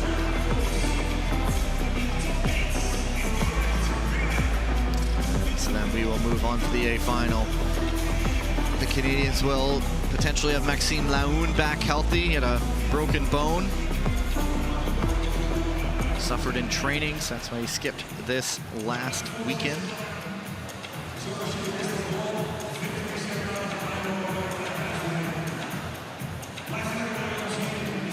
There you go, the results confirmed. The Ice Maples win the B final, take 5th place. The Ice Bears, Japanese Ninjas, and German Wolves. And so a bit of news heading into the A final. Jens van 't Vout, I do not think will make the start line. Last second change, it'll be Melle van 't Vout going to the line for him. So the injury that Jens van 't Vout was dealing with, just not quite there, as we will go for the introductions.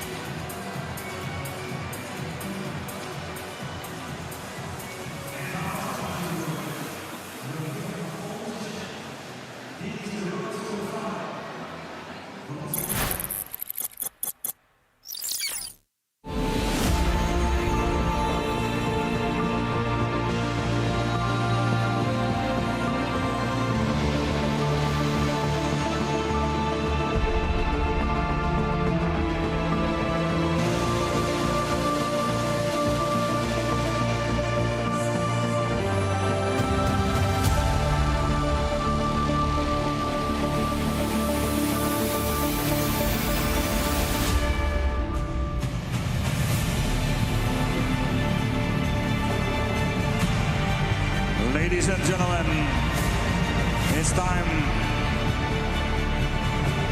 for the 5,000-meter relay A final.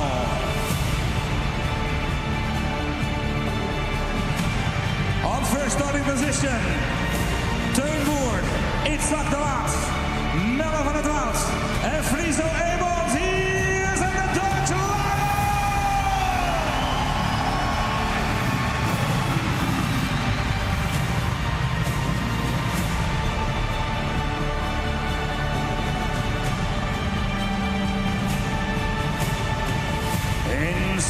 second starting position.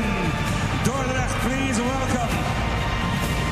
Isten Osut Magyarország with Peter Jatapati, Vonjungon, Ventenokrani, and Daniel Tibort, the Hungarian Falcon.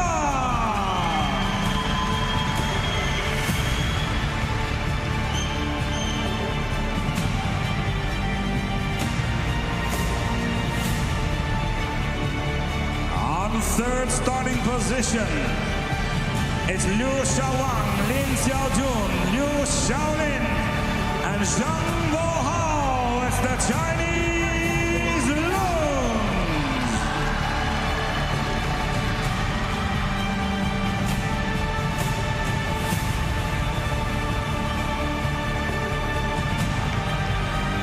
On fourth starting position, it's Pietro Sigel, Thomas Natalini, Lucas Beckenhaus, and Andrea Cassinelli, the Italian Gladiators.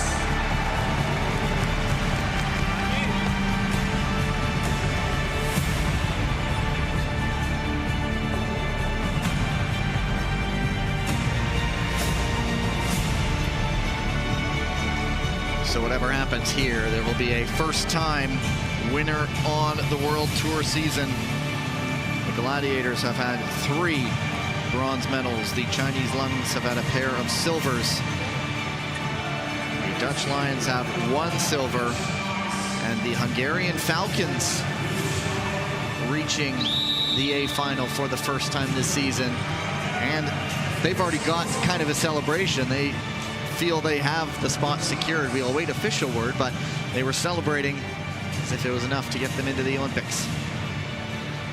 Well, the Hungarian Falcons required a top 6 finish if the American Eagles fell out of the semifinals or the top 8 bracket, and that is what's happening here. Go to the start.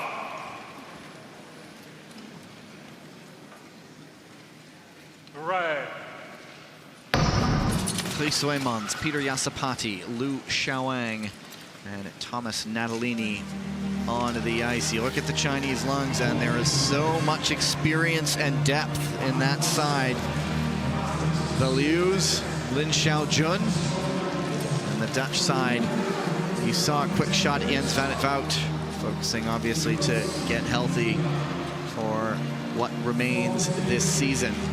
His brother has stepped in nicely, debuting on World Tour, getting some decent results. And with the lights down, I always had a feeling that Itzhak Dalat's helmet glows in the dark. Well, it might have just been the lighting, but it certainly glowed when he went by, the orange part. He has a business essentially right now, and also when his career is done. This is a much more typical start to a 5,000 meter relay. Teams are just getting into the race. They're settled for the first while. Very different look from the previous B final. But all the while, they're staying calm, they're staying patient, they're saving the legs. It will be an explosive finish to this relay. And these will be the finishers: Won Jun Moon, Tun Bor, Lin Xiaojun, and Pietro Sigel.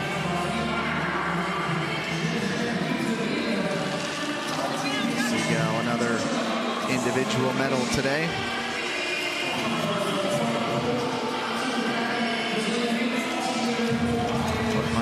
Olympics mean for these gladiators. So often there's that little extra lift that they provide.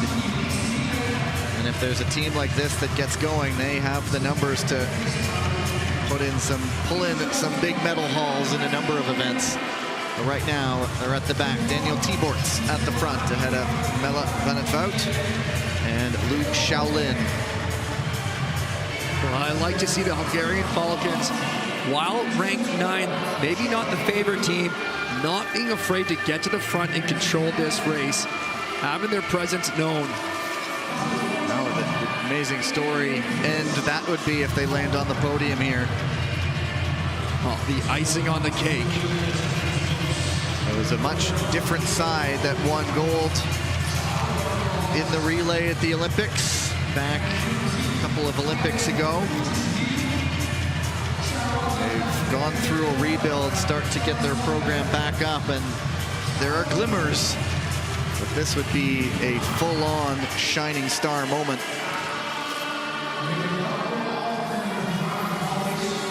So Luca Speckenhauser there, we see him dropping the arm, accelerating on the outside. The Italian gladiators opting out of this exchange. Now making it happen on the following corner. Bit of a tactical maneuver, changing it up, going off exchange. Natalini on the front, ahead of Yassapati. Well, the gladiators recollect now. Very smart move, a lap and a half. Exchange time is very limited to make a pass. I like that option of making it 2 laps on that exchange to get that full outside before rushing into an exchange that you could fumble. Wang Junmoon took a look at Pietro Segal. Just got muscled out of it as Andrea Cassinelli now lead it around, and the Italians back on the same exchange with everybody else.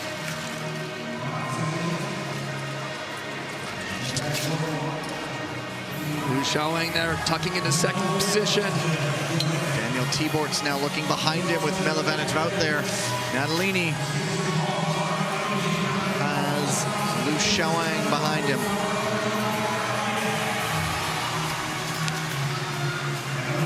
Even though the Dutch Lions are sitting in 4th, the home fans have already seen 2 relay victories and are ready to bring the noise and bring their team forward.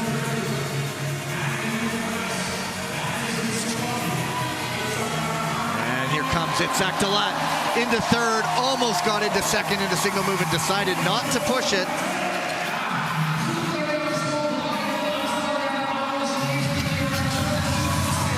Speckenhauser on the front.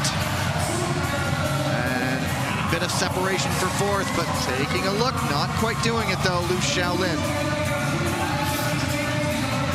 Just saw on the exchange there, Tyler, Natalini almost angled towards the middle and cutting it off. Yeah, you can see the gladiators exiting wide. Natalini accelerating here, open up a bit of a gap, but as you're coming out wide, they're kind of angling back into the straightaway to block that inside.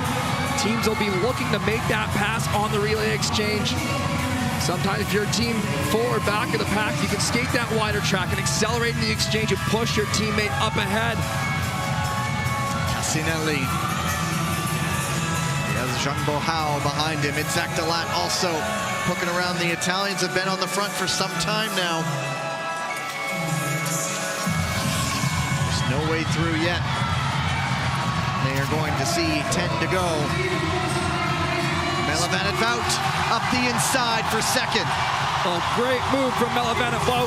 Speckenhauser went on the attack, opened up a bit of a gap. That left the door open for Melevanec Wout to move to 2nd, and now Natalini's pushing off the front. And Liu Xiaowang gets 2nd place back just in time for the exchange. He has Lin Xiaojun trying to chase Pietro Segal.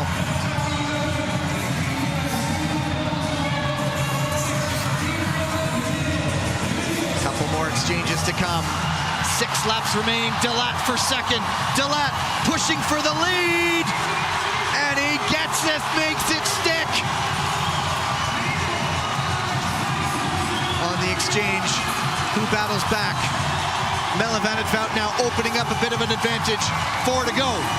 Speckenhauser trying to close this gap down.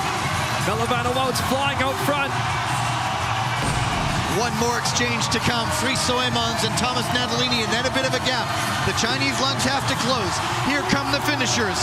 Tunbor, Pietro Segal. Segal will battle all the way, but he's beaten Lin Xiaojun into 2nd. Didn't get the corner quite well. Now Lin closing in on Tunbor. Bor trying to hold it off for the lead. The lungs can't get it. Now this is a time for statements. The Dutch Lions will get 3 for 3 in the relay. Heading into the Olympics, statement made by the Dutch Lions. What a huge performance from the Dutch Lions. You would have thought with the absence of Jens van 't Wout that they may be outmatched in this relay. That team came together and they delivered. That is absolutely huge for them, and to do it at home, what an incredible skate. The team can't believe it over there. They're shaking each other on the sidelines. If there's one thing we've seen so far, this is going to be the beginning of a party. 3 relay victories.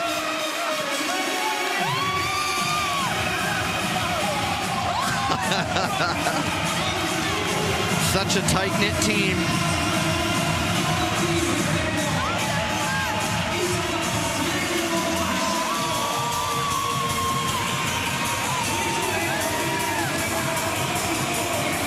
Van 't Wout brought in for his brother in this race.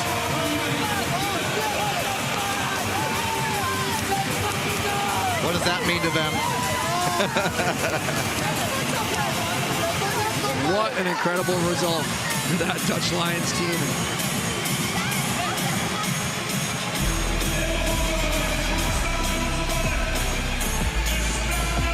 Italy leading for so long. They got the move here, going off exchange. But just late. It was Delat who really started the revival, didn't he? Oh, Delat skated a fantastic race. He's looking at his inside pass up Casanelli. Drawn back in. The veteran skater. And another move off the exchange. So replay of that same pass. Jens being the biggest cheerleader. It's what you love about this, and particularly this relay. Everybody comes out to cheer. And Thunborg celebrates. There you have it. Dutch Lions gold.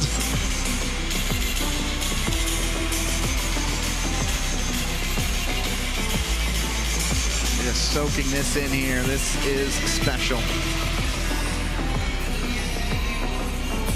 Alexandra Velzeboer is all of us.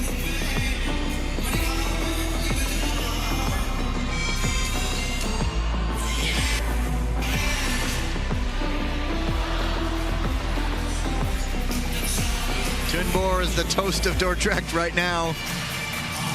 Finishing it off for the team. Confirmed results: Dutch Lions gold, Chinese Lung silver, Italian Gladiators bronze. Hungarian Falcons, a very, very respectable fourth place result for them.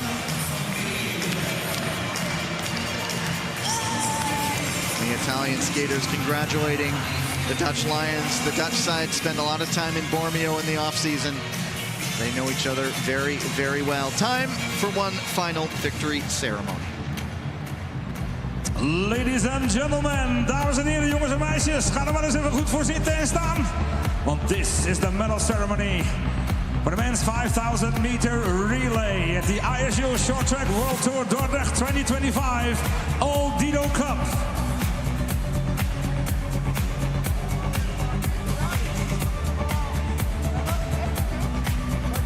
The medals will be presented by our chief referee, Mr. Balázs Köver, and by our assistant referee, Ms. Won Park Yi-won.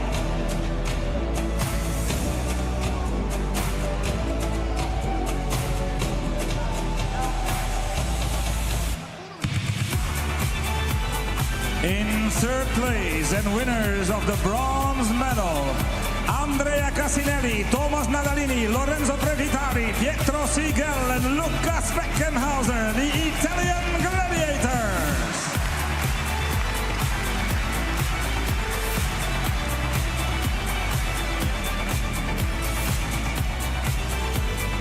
And the medals by Köver Balázs and Park Yi-won.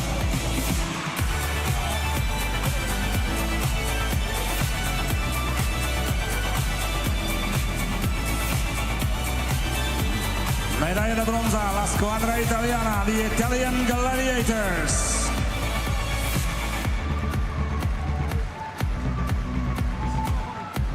In second place and winners of the silver medal, Li Wenlong, Lin Xiaojun, Liu Xiaowang, Liu Xiaolin, Sun Long, Zhang Bohao, the Chinese Lungs.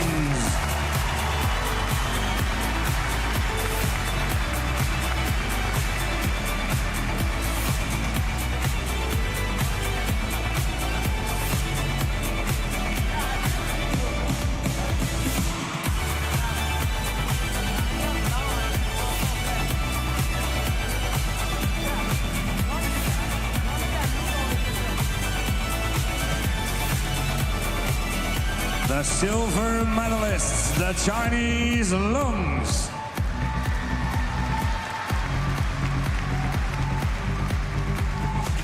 And in first place and winners of the gold medal, goud in eigen huis voor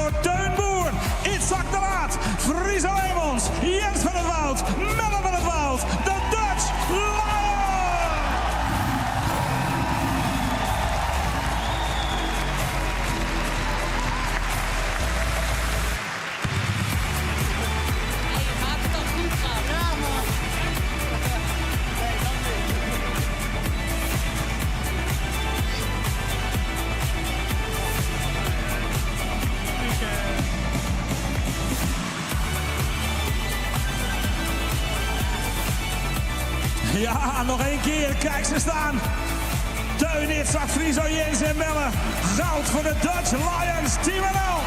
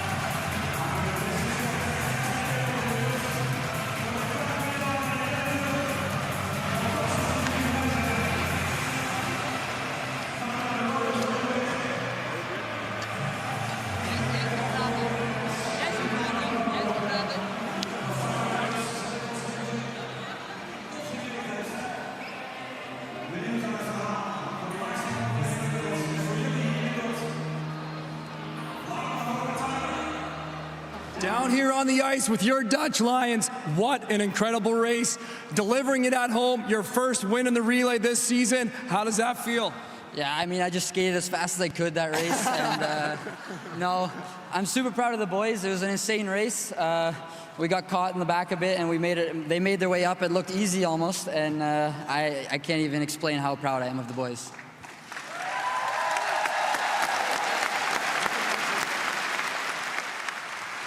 How much did the crowd help you guys in this race?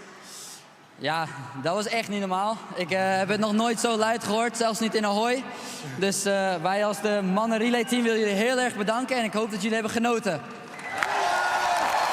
Congratulations.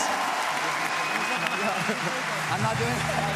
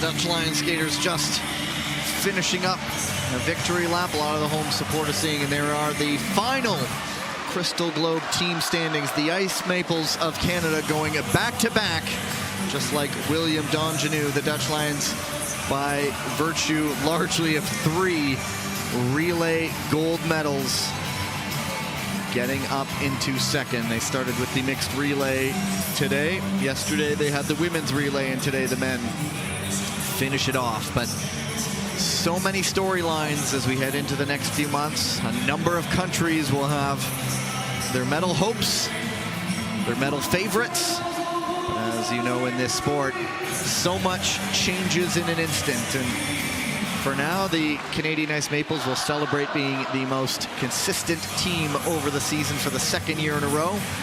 They're just getting lined up. They're setting up the Crystal Globe podia. And then they will get the presentations underway. Stick with us as we look back.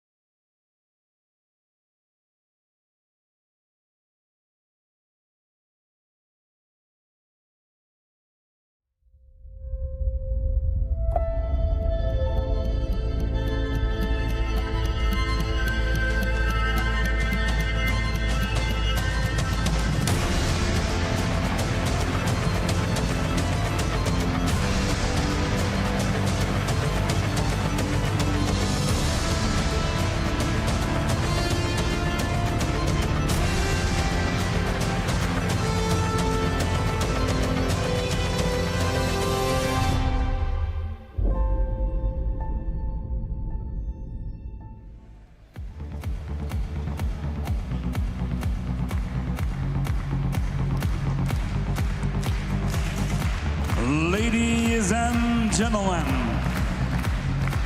it's now time for the award ceremony for the ISU Short Track World Tour Crystal Globe to crown the champions of the season.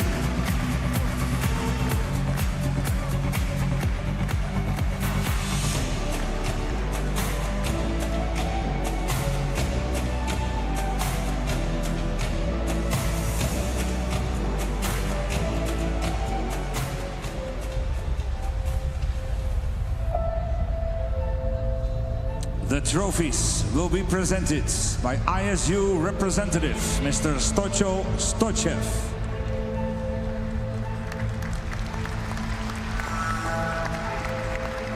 The winner of the Crystal Globe and ISU Short Track World Tour Team Champions for the 2025-26 season, the Canadian Ice Maples!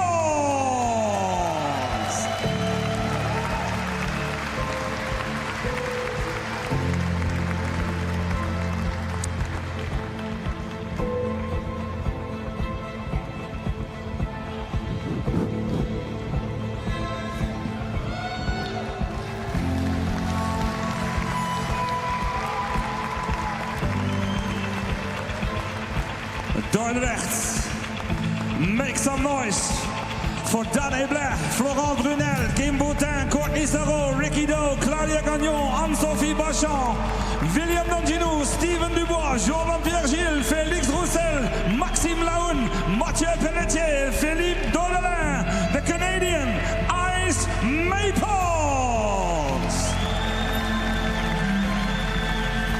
Laoun and Boutin, the pictures there that they're holding up, the two injured team members. And 10 bronze medals. Well, we've seen this already. The Canadian Ice Maples back-to-back. The Team Crystal Globe. And we do get the fireworks. One more time, Dordrecht. Laat je nog één keer horen voor de beste ploeg van de ISU World Tour. Het is Canada, de Canadian Ice Maples.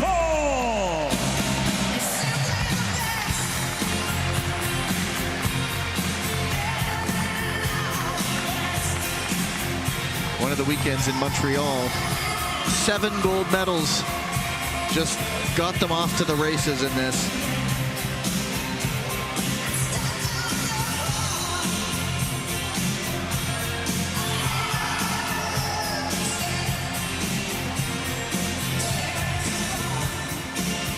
Care of that trophy.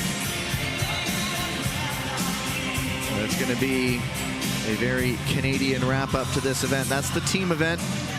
Well, it's so great to get to see them celebrate as a team. So many athletes from this Ice Maples contingent delivered all season long. And the Dutch Lions closed it up. 3 relay victories will do that when they're worth the triple points. But the Canadian Ice Maples, just medals all over the ice. Different events, different skaters. Of course, Donginou going 3 for 3 in individual distances in weekend number 2 in Montreal. And then don't forget the delivery of Courtney Sarrault all season long, adding huge points to that. But you know, it's so nice for the team because they work so hard together. They're all training partners. They work together. They're pushing each other all to be better.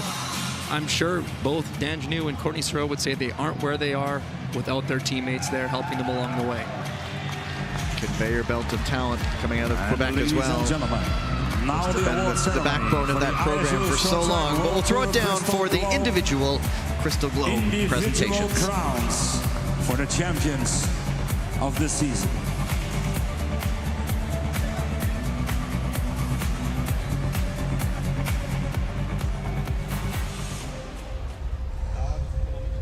And now, with a total amount of 1 bronze medal, 3 silver medals, and 5 gold medals during the ISU World Tour season, the winner of the Crystal Globe and Women's ISU Short Track World Tour Champion for 25-26, representing the Canadian Ice Maples, Courtney Sarrault.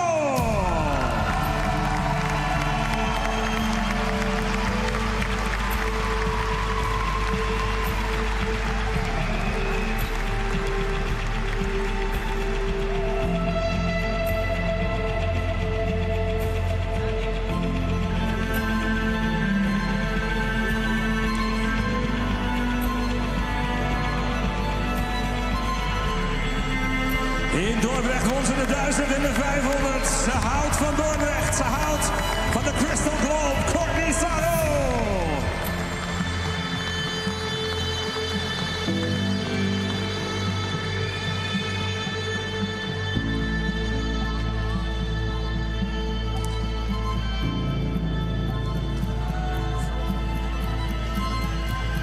And now, with a total of rounds of 1 silver medal and 7 gold medals during the ISU World Tour season, the winner of the Crystal Globe and men's ISU Short Track World Tour champion for 25-26, also representing the Canadian Ice Maples for the 2nd successive year, William Donginou.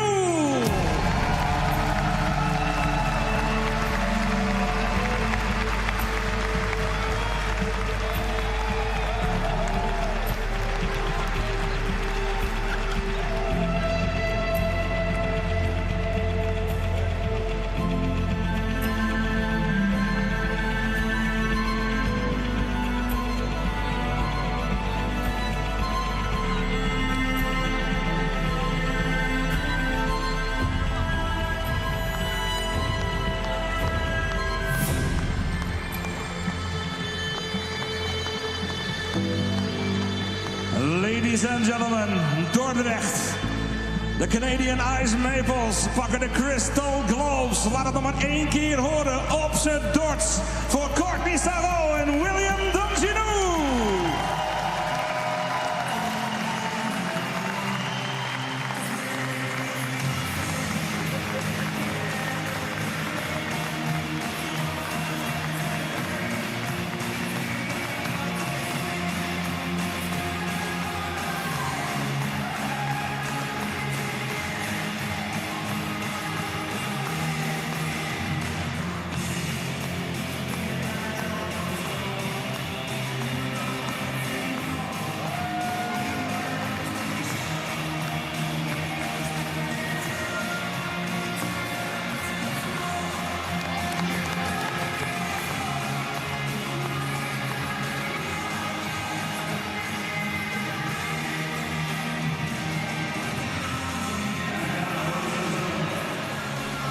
Next season, they will wear the Crystal Globe helmets, officially made by Itzhak de Laat. The #1 helmets for the ISU Short Track World Tour Crystal Globe. One more time for Courtney Sarro and William Donginou.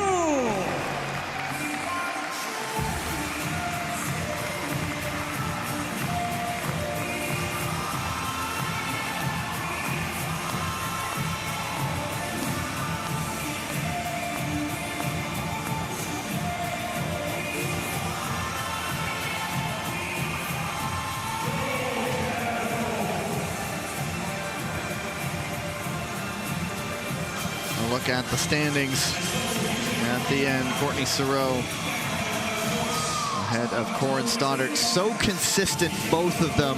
But Sarro is consistent gold, Stoddart consistent silver and bronze. Well, Cory Stoddart kept herself in the battle all the way to this final weekend of the World Tour, pushing Courtney Sarro all the way to the finish line. And Donginou, it was almost gold or bust for him. He picked up 1 silver this weekend to finish ahead of Pietro Siegel and Steven Giguat, 3rd in the overall. And the celebrations just beginning for Canada, but the season is not done. Tyler, we've seen enough of the racing this weekend to know that the Canadians are having their moment, but any program, some of the biggest ones, have a lot going for them. Absolutely. There's still more to come, as we know, with the Olympic Games. I first just want to say congratulations to the Canadian Ice Maples. Just another dominant season to go back-to-back with the team. William Danjanier to go back-to-back, and Courtney Sereau to win her first Crystal Globe title. Just a phenomenal year for them, so congratulations. I also want to say thank you to all of our athletes this year on the World Tour, coming out here and battling. Congratulations to all those skaters who have qualified for their Olympic Games, who've accomplished that dream. And I also want to say a huge thank you for all those skaters that came out and battled all World Tour, who didn't maybe make their Olympic dream come true, but they came out, they battled, they tried. It's better to come out and try and fail than never to try at all. So thank you, hold your heads high and continue forward. Thank you, everybody. Thank you, Gavin. It is an absolute pleasure getting to work alongside you and Catherine Reuter-Adamek, my analyst in Gdansk. And yeah, just echoing Tyler's sentiments, thank you to everyone. It's been fun getting to know more skaters this year, learn and share their stories. And final thanks to you, the viewers watching at home, because without you, this would be a lot less exciting, wouldn't it? And so Tyler and I will go off temporarily into the sunset. We will become the biggest fans in February. Both of us will be watching it with our family and friends. Enjoy the Olympics, enjoy the spectacle of it all. We will be back with you for the World Championships in Montreal in March. So until then, on behalf of this entire operation putting this all together, my name is Gavin Day. Talk to you in March. Goodbye.